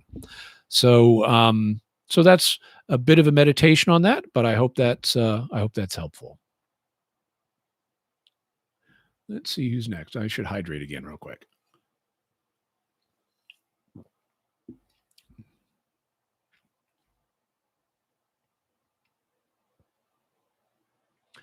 S. Medrano says, Michel Beaupre says, did God create time? Yes. Time is a creation of God. It did not exist apart from God creating it. S. Medrano says, there are atheists that believe in CE5 remote viewing spiritual orbs. Okay, it's not actually a question. I guess maybe he's wondering what would I think of that. I should explain. There are atheists. Well, we know what atheists are. That believe in CE5. Okay, so what CE5 is, it's an abbreviation. It stands for Close Encounters of the Fifth Kind. And what this is not widely believed in the UFO community, so do not attribute this to everybody. But there are certain people in the UFO community who believe it is possible to summon UFOs and have them show up. So they will say we can do a variety of meditation practices that will allow us to send a telepathic request to aliens, and then the aliens who are favorably disposed will come and show up. So a bunch of us could say, go out on the beach and meditate together and invite the aliens to come and show themselves to us. And if the aliens are disposed, they will do that. And there are people who claim this. Now, they will also claim something else, which is remote viewing. Now, remote viewing is a completely different thing. Remote viewing is a reported psychic ability to pick up impressions about distant objects or things. And this was the basis of a program that the Defense Department had between the 1970s and the 1990s, and actually they're still doing some of this today. But they're not talking. This part isn't declassified though. The way the 70s to 90s program was. That program was called Stargate, has nothing to do with the TV show or the movie. It actually had the name and on a classified basis before the TV show and the movie. But they would have people, some of them in the Defense Department itself, also some civilians who would attempt to use a particular methodology to remotely view various targets to collect intelligence against the Soviets and the Chinese and international terrorists and drug smugglers and people like that. And I've talked about that some on Mysterious World. Well, okay, especially in the 1990s, word of this procedure, this remote viewing technique, began to get out publicly. And eventually these documents were declassified and it's well known and you can read them for yourself. CIA's got them right there on its website. And there are, books you can get on Amazon that reprint these documents. And so there are a lot of people who have said, oh, wow, let's try this. And you have a lot of remote viewers who are very sincere. Well, there also are people who want to make a buck and will cash in on anything that's trendy. And remote viewing is, to some extent, trendy. And so there are bottom feeders in the UFO world who have said, well, let's see what we can do to combine these ideas. So we're going to attempt to telepathically contact aliens and invite them in, and we're going to tell everybody, okay, now we're going to remote view the aliens, as see what they're doing as part of our communication with them. We're going to look inside their ships, and we're going to do that, and we're going to wait for them to show up. And we're also, because we want these people who are paying us a lot of money to come out on this excursion on the beach, we're going to hire a plane to fly offshore and drop flares in the distance to make it look like there are glowing orbs showing up in response to our telepathic summons. And so, yeah, I'm sure there are atheists and non-atheists who believe that close encounters of the fifth kind experiences, where you remote view these orbs and there's something spiritual going on. I'm sure there are atheists who believe that, and non-atheists who believe that. And what they are actually doing is watching flares being dropped from a distant plane that has been hired to stage this event. And we will be talking about that in February on Mysterious World and naming names. So hope that is of some interest. Let's see, wanting to make sure that I'm looking for questions for people who haven't asked one yet. Michelina Roos, could you please recommend some good sources, websites, books, etc., that deal with scientific topics, quantum physics, etc., that it is best to know more about when doing apologetics? And then she also says, will you be doing a Mysterious World episode on the question of what the mind is and how it relates to the soul? Thank you much, and Merry Christmas. Merry Christmas to you too, Michelina. And I have various aspects of the mind and the soul on the big topic list, which has like 1,700 topics on it right now. And we certainly will have discussed aspects of that in the past, and we'll discuss aspects of it in the future. I don't know yet if we'll have one specifically on that question, but it does relate to various things. In terms of resources on scientific topics that are good to know about when doing apologetics, so I tend to go to, I mean, there are any number of them.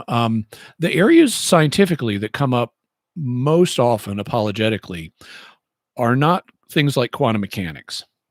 The ones that come up most of the time are origins science. So the Big Bang, evolution, things like that. Also knowledge of astronomy and, like the Copernican revolution, Galileo, that kind of stuff comes up a lot apologetically. In terms of resources, I would suggest going to episodes, because I'm trying to work my way through a lot of these issues on Mysterious World. And I would suggest that consulting those episodes and looking in the further resources will give you good leads on that. So like the Young Earth sequence of episodes we did 3 episodes on that.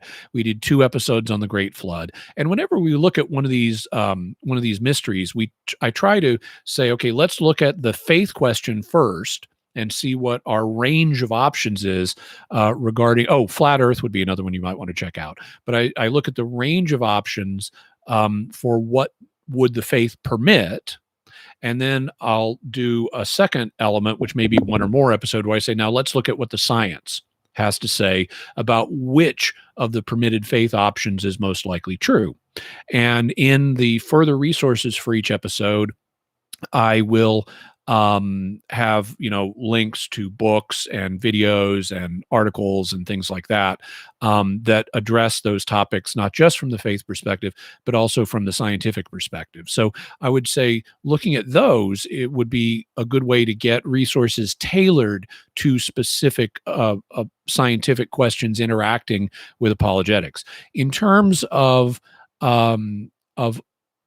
additional resources, there's lots of great books on science and other resources on science. One of my favorites is a book called it's either The Day We Found the Universe or The Day We Discovered the Universe, but it is a fascinating history of 19th and 20th century astronomy and how it just completely changed our understanding of the universe. It's very well written. It is an entertaining, interesting, very interesting story about the development of modern astronomy, because originally it was not realized that we live in a galaxy that is a tiny part of a sea of other galaxies. That was not known. It was thought that the stars around us in the Milky Way fill the whole universe. Or they're the only, I should say, they are the only thing in the universe.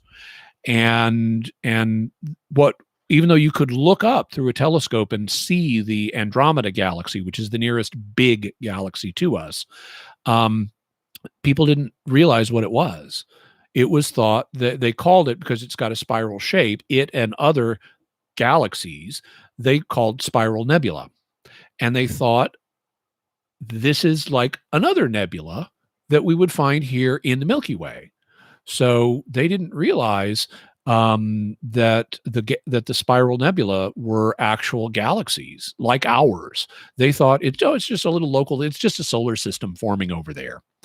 And then through a process of discovery that took time, including a really big debate in the early 20th century, it's like one of those moments that you sometimes see in film where someone has this amazing revelation and they push the camera in on the person at the same time as they back up, and they push the focus in on a person as they back up, and you get this disorienting whoa effect where everything seems to expand around the person as they're moving towards the screen. We had one of those moments as a community, astronomically speaking, where suddenly those spiral nebula are vastly far away and just as big as we are. And that's the day we discovered the universe, so to speak. It's when we found out that we're not the only thing in it. And so that's a great book. Another book that's a lot of fun to read is by Michio Kaku, Kaku. It's called The Physics of the Impossible. And in it, he looks at a variety. He looks at a variety of things that are commonly said to be impossible, and then looks at the extent to which that's actually true. And he breaks them up into three categories. The first category is things that are only currently impossible, but that we will probably be able to do within 100 years. And that includes things like invisibility. And then there are class 2 impossibilities, which are currently impossible, but we can probably eventually, or may be able eventually, to learn to do, because they don't contradict any known law of physics. And that includes things, even though it may take us hundreds or thousands or even millions of years to figure it out, that includes things like faster than light travel. And then there are class 3 impossibilities, which are ones that he thinks are actually impossible, or will always remain impossible unless there's a revision in the laws of physics. And perpetual motion machine, there's only 2 of those, and perpetual motion machines are one of them. That is where you can design a machine that will run forever and you can extract useful energy from it. So that's a fun book. And along the way, he teaches you the scientific principles that are involved in this. Now, this is a popular level book. It is not always precise, and he's going to raise things as possibilities, like here's a fun thing to think about, that a lot of people would say, yeah, but you're not dotting all your I's and crossing all your T's on that. You're being a little loosey-goosey in how you're explaining some of these ideas. They're not all as possible as he makes some of them sound. Then another resource, and I actually referenced this one earlier in this live stream, Sabina Hassenfelder's channel on YouTube is a great one. I don't agree with her on everything. Sometimes she's bringing in aspects that are not scientific, but more philosophical or theological. But in general, she is really good. And like I mentioned, she's a physicist from Germany. She tries to explain, it's not always easy to follow everything she says, but she tries to explain scientific concepts without a lot of gobbledygook and without a lot of math or anything like that. And she tries to cut through some of the bad explanations you hear even other scientists giving. And I find her very refreshing, and I like her channel. There are others. PBS has a series called, is it PBS Cosmos? It's by an astronomer named or astrophysicist named Matthew O'Dowd, and it's pretty good. Also, Fermilab has a series of lectures or actually just little YouTube videos that they put on. Some of my favorites are the series by Don Lincoln, who is a physicist at Fermilab. And he also is one of these, like O'Dowd and like Hassenfelder, is a science communicator, where he is an actual scientist and he's trying to explain things in a way that lay people can understand. And I like all three of those. So those are some ones to check out. Let's see. We're going on 2 hours now. Let me take a look and see what else we've got here after I hydrate real quick.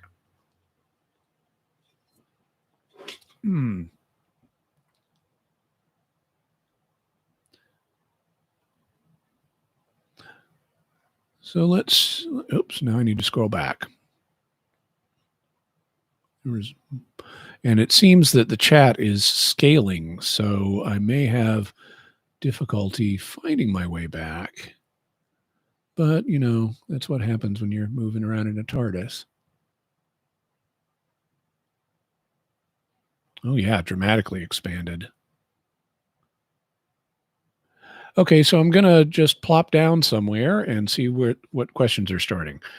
Discarded Youth says, what advice do you have to offer Western Catholics who are drawn to the spirituality of the Eastern Orthodox and or Eastern Catholic churches and are considering converting? Thanks. Well, so I would say we don't make our decisions based on what spirituality we're attracted to. We make our decisions based on what's true. And the truth is that Jesus founded his church with certain elements that are constitutive of its nature, including a Petrine charism. And if we were to break communion with that Petrine charism, we are breaking communion with depending on the language you want to use of membership or full incorporation, we're breaking communion with Christ's church, and we're no longer fully in communion with his church. And to do that knowingly and deliberately is something that will endanger your salvation. So I would say, rather than committing a schismatic act, the thing to do is make sure that you are you're solid on the essentials. And that includes understanding the office of the Pope, and then look for ways to understand and appreciate the different elements of diversity in Christ's church. And if you're attracted to Eastern modalities, that's fine. God does not give us all the same spirituality. We have different personalities. We have different inclinations.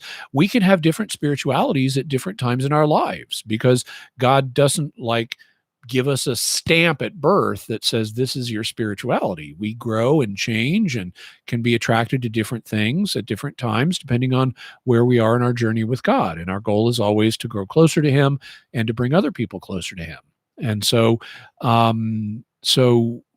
there's nothing wrong with appreciating aspects of Eastern spirituality, like Eastern liturgies, Eastern icons, even many theological ideas from the that are Eastern ways of expressing things are not incompatible with the Catholic faith, even if they're expressed in somewhat different language, or so I don't see any problem with from a position of being solid in your Catholic identity, which is being based on the truth. This is how Christ set up his church, and I need to be in communion with it, in full communion with it. If you're solid on that, then it's perfectly fine to explore Eastern Catholic spirituality and even Eastern Orthodox and even other forms of Oriental Christianity, and see what elements that are compatible with the Catholic faith you find helpful and productive and can learn from and incorporate into your own. But remaining centered on truth and using critical thinking and not being led around by your emotions and your preferences is what's key, because truth is truth. It's where we need to be. Linda D says, as a widower of 8+ years, your words are a great comfort and so very true. I feel the same way about being with others. I can be anywhere and do anything when I have a job to do. And yes, Linda, and my sympathies to you as well, Linda, and to everybody who's lost anybody, whether through divorce or death or whatever it may be. Yeah, I can, if I have a job to do, I am fine in social settings. If I'm giving a talk, if I'm calling a dance, if I'm serving up, hors d'oeuvres at a party, whatever it is, give me a job and I can do it. But small talk is not my thing. It is some people's things. I don't think my sister will mind me saying this, since she's not a public figure, but she has told me that her inclinations are like mine, and like going to a party, an unstructured party, is challenging for her, and she would have. She actually had, it suddenly became a lot easier for her when she had her daughter, my niece, because suddenly she has an instant excuse. Oh, I need to deal with my toddler right now. And that would solve a lot of issues for her in party situations. And on the other hand, her husband, my brother-in-law, is, in her words, a social butterfly. He thrives on going to parties and networking and talking to people, and he loves that stuff. So it's just another illustration of how we're all different, and it's all valid. All the different, there's no better or worse here. It's just differences of personal inclination, and they all contribute to helping humanity work. We all have our contributions. It is, if we were all like the Borg and all had exactly the same dispositions, we would be a lot weaker as a species. The fact that we are diverse and find ways to work together, I mean, there needs to be a fundamental baseline of humanity, and there is. It's human nature, and there needs to be a certain cultural baseline as well to let people work together as a group. But as long as those are in place, our differences are actually things that allow us to each make contributions, and they make us stronger as a group. It's like on a genetic level, if you had a society of clones and a disease comes along that is not that the clones are vulnerable to, the fact they all have the same immune system means they're all going to get smashed by the disease. Having genetic diversity in a population helps prevent that from happening. And similarly, having intellectual and dispositional diversity in a population also contributes to the population being stronger and more adaptable to changing situations.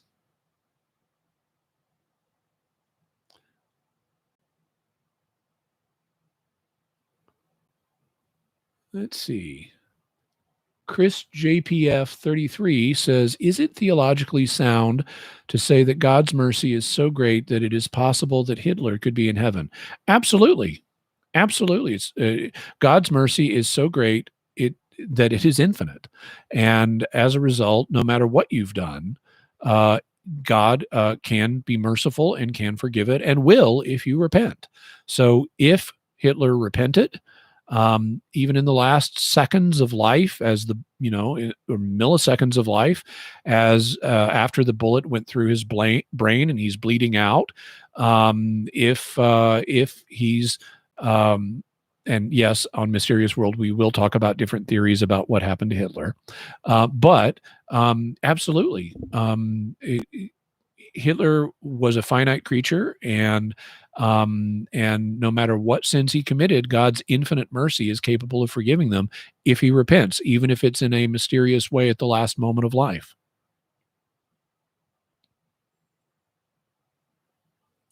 Dith says, question, I accept that the Catholic Church is the true church, but still struggle with the Mary side of things. Should I hold off on conversion until I come to terms with it? I think I can sympathize with this because I had a similar experience. Some of the Marian teachings were among the last that I got comfortable with. And that process of gaining comfort continued into my experience as a Catholic. And what I would say is it essentially is like what we discussed earlier. You need to be able to accept the church's teachings on Mary or the church's teachings on anything. Doesn't mean you have to be comfortable. Doesn't mean you have to feel confidence and robust and all that. And it doesn't mean you need to wait until you are. Once you recognize the truth, even if you're not comfortable with it, it makes sense to proceed unless there's a reason not to. Just like if let's say you've got an illness and you recognize the truth is that I need to go get this particular treatment, even though I may not feel comfortable getting that treatment. The thing to do is go get the treatment, unless there's some countervailing reason, like the hospital is closed or something. And in the same way, if you recognize the truth of the Catholic faith, even if you're not completely comfortable with everything yet, well, that's okay. You don't have to be comfortable with everything. And people's emotions change over time, and everybody goes through periods of comfort and discomfort, and that's part of the human experience. If you recognize and accept the truth of the faith, then unless there's some competing reason, like maybe I can bring my family along and help them see the truth as well if I delay a little bit, then the thing to do is just go for it.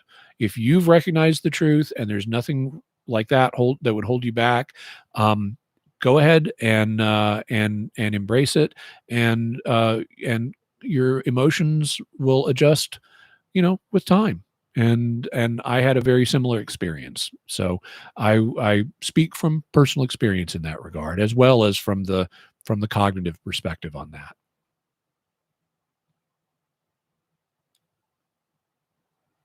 Let's see. Robert Willows says, Jimmy Akin, out of wonder, when someone sneezes, we say bless you.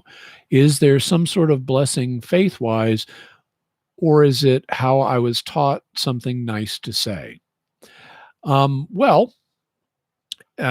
So when someone sneezes and you say bless you or God bless you, it's a linguistic act. You're uttering words, and the question, like any linguistic act, is the key question that's involved is, what do you mean when you say those words? If you're just trying to be polite, then polite is all you're being. On the other hand, if you mean God bless you, then that's a prayer, and God can bless that person in response to your prayer. So it's like any other speech act. You have to determine its meaning based on the intention of the person. If the person is just intending to be polite, then being polite is all they're doing. But if they mean more than that, if they actually are hoping and wishing and asking that God bestow a blessing on someone, like so that they're cured of whatever is causing them to sneeze or anything else they may need, then that speech act becomes a prayer, and God can respond accordingly.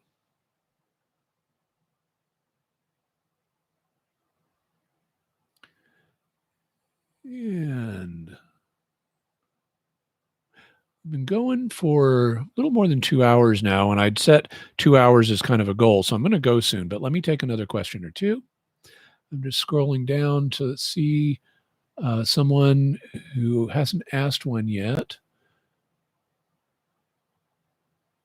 And even though this one is not flagged as a question, Das Mysteryman 12 says, I have a question about the Outlander series / books and canon law.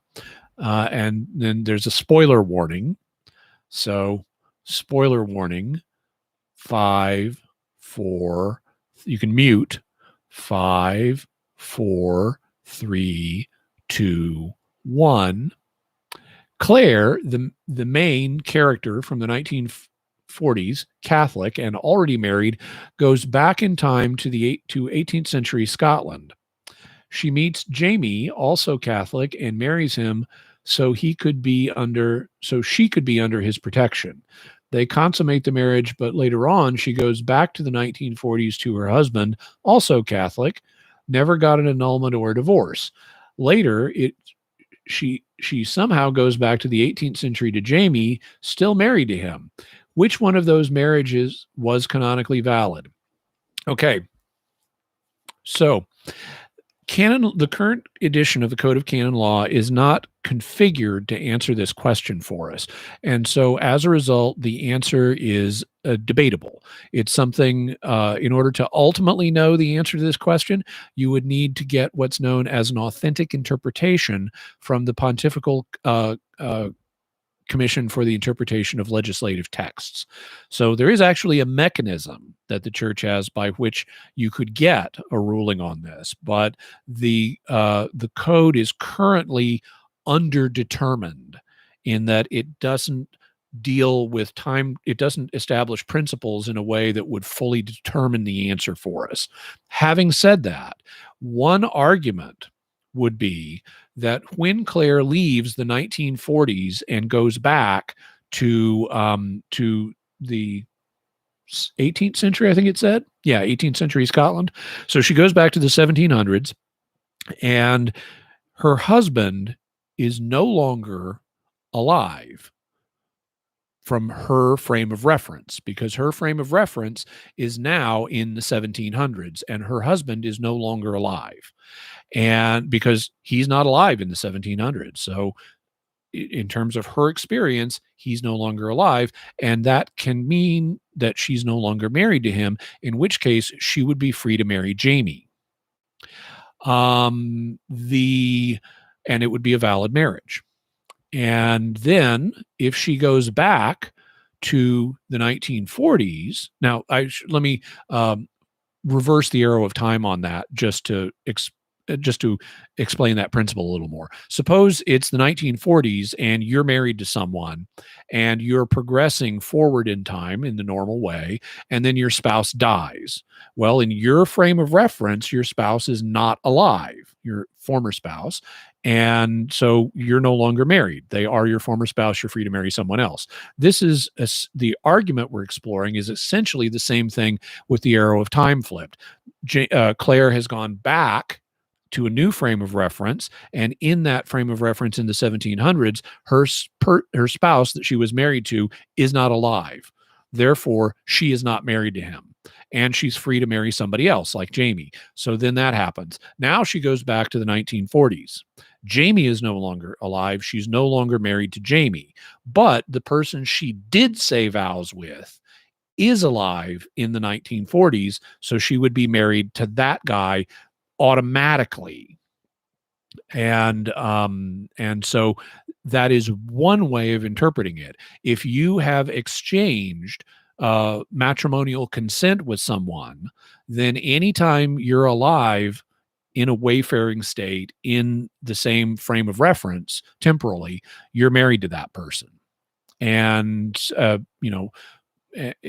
so if it's possible for you to fulfill the marital act with the person morally, then you would be free to do so.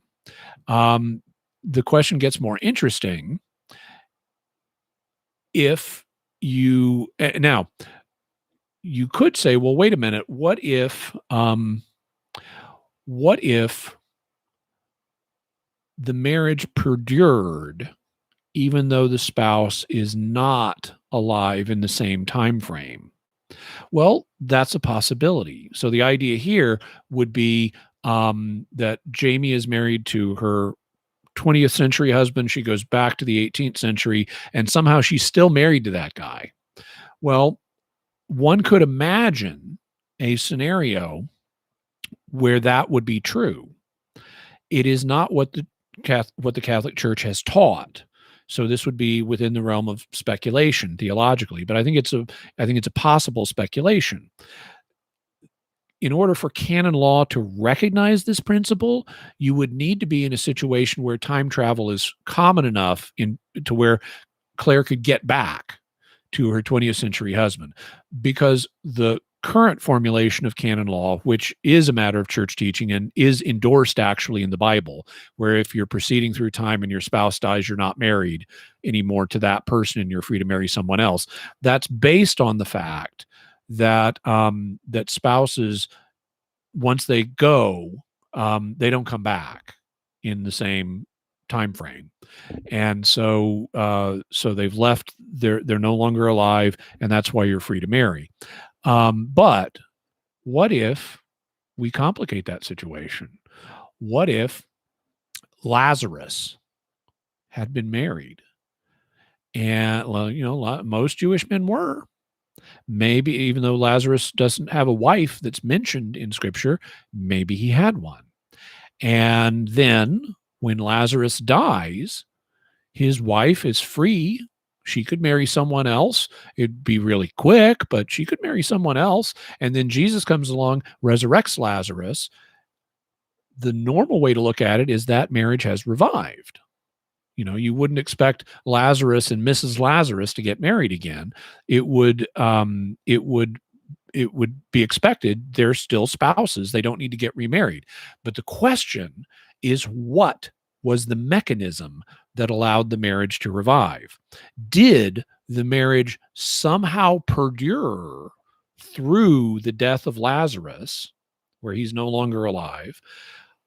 That would be hard to justify biblically, because exegetically, because it's understood in both testaments, your spouse dies, you're not married to them anymore. And Lazarus really did die. So I would have a hard time saying within the biblical worldview that Lazarus was still married and the marriage perdured through his death. What I would say, what I think is more likely, is that that because these two parties had exchanged matrimonial consent to each other, they agreed to be married, and that's a binding thing as long as they're in a wayfaring state, as long as they're not yet glorified in their resurrected form. Then if Lazarus comes back to life, he's still bound by that matrimonial consent he exchanged with his wife, and she reciprocally is bound, because from her perspective, Lazarus was away for a while, but now he's back, and she had agreed to be his wife. So I think that's a more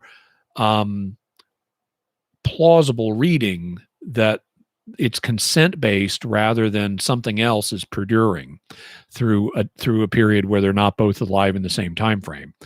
But it raises an interesting question. What if Mrs. Lazarus got married while Lazarus was in the tomb? So she was free to exchange matrimonial consent with someone else, and she did. And then Lazarus comes back. Well, prima facie, meaning just at first glance, it would seem she's legitimately married to two different guys.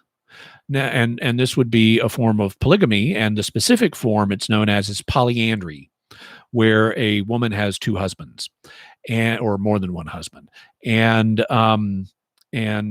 that is something that would have been unimaginable to people in Jewish culture. I mean, in the Old Testament period especially, they tolerated polygamy of the form where a man can have more than one wife, but which is a form known as polygyny, having more than one woman, more than one wife. But whereas Jewish people sometimes practiced polygyny, they never practiced polyandry. and it would have been culturally abhorrent to them to think of one woman having two husbands simultaneously. But it doesn't mean it's impossible. What ancient Jews found abhorrent, I mean, they were trained to find pork abhorrent, and bacon is tasty.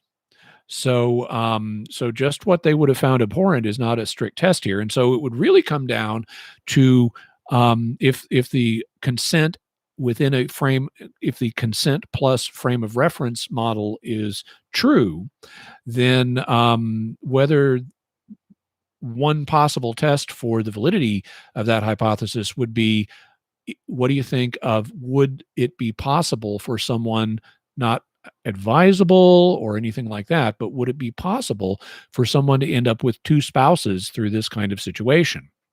And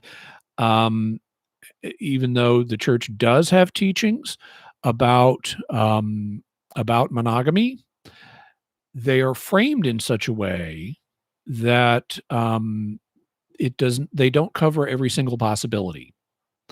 And they specifically don't cover the possibility of what happens if your spouse dies and you get married to someone else, and then Jesus brings your spouse back to life in a wayfaring state.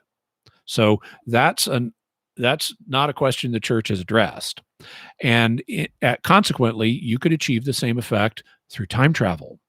So what if Claire gets married? Claire is married in the 1940s. She goes back to the 1700s, marries Jamie, and then brings Jamie back to the 1940s with her. Is she married to two men at once? And I would say, just like the question of what happens if Mrs. Lazarus gets married and then Jesus brings Lazarus back to life is open, doctrinally speaking, because the church hasn't addressed it, I would say the same thing is true of Claire and Jamie and her 1940s husband if they all end up together in the same temporal frame of reference. So don't have an answer for you that I can say this is the definite answer, but those are some of the relevant considerations. And let's see, I'll do one more question.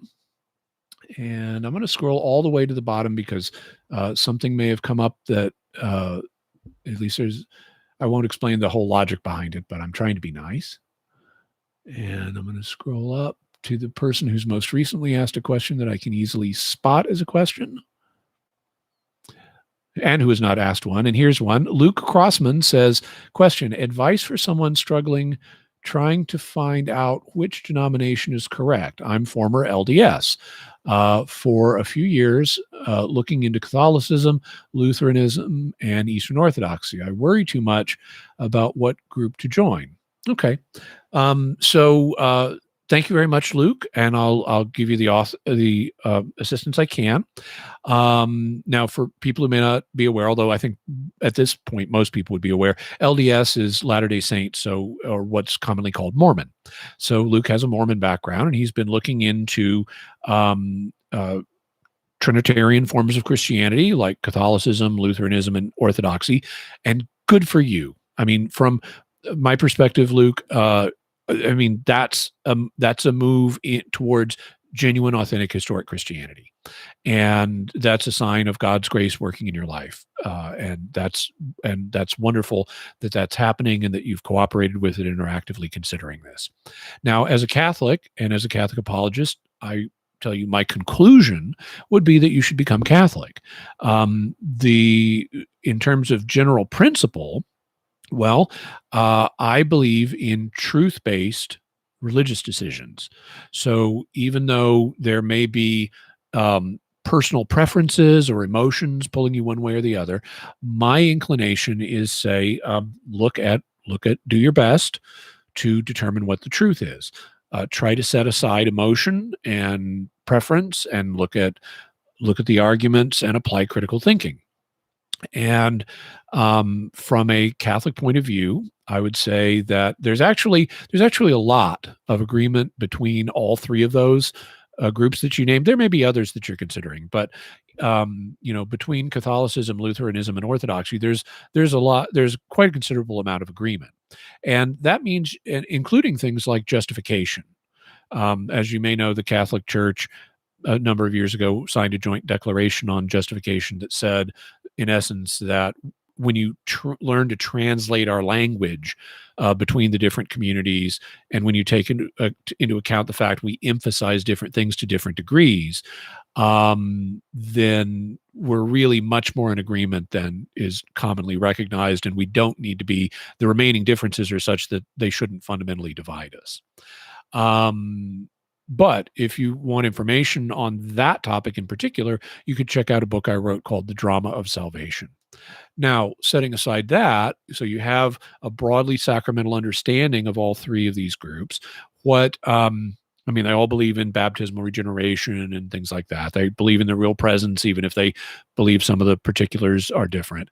Or in the case of Orthodoxy, they're a little less specific on what the particulars are. But the fundamental thing that divides them is the office of the papacy. Jesus established his church on Peter. He created a special Petrine charism that he deemed the church to need in the first century.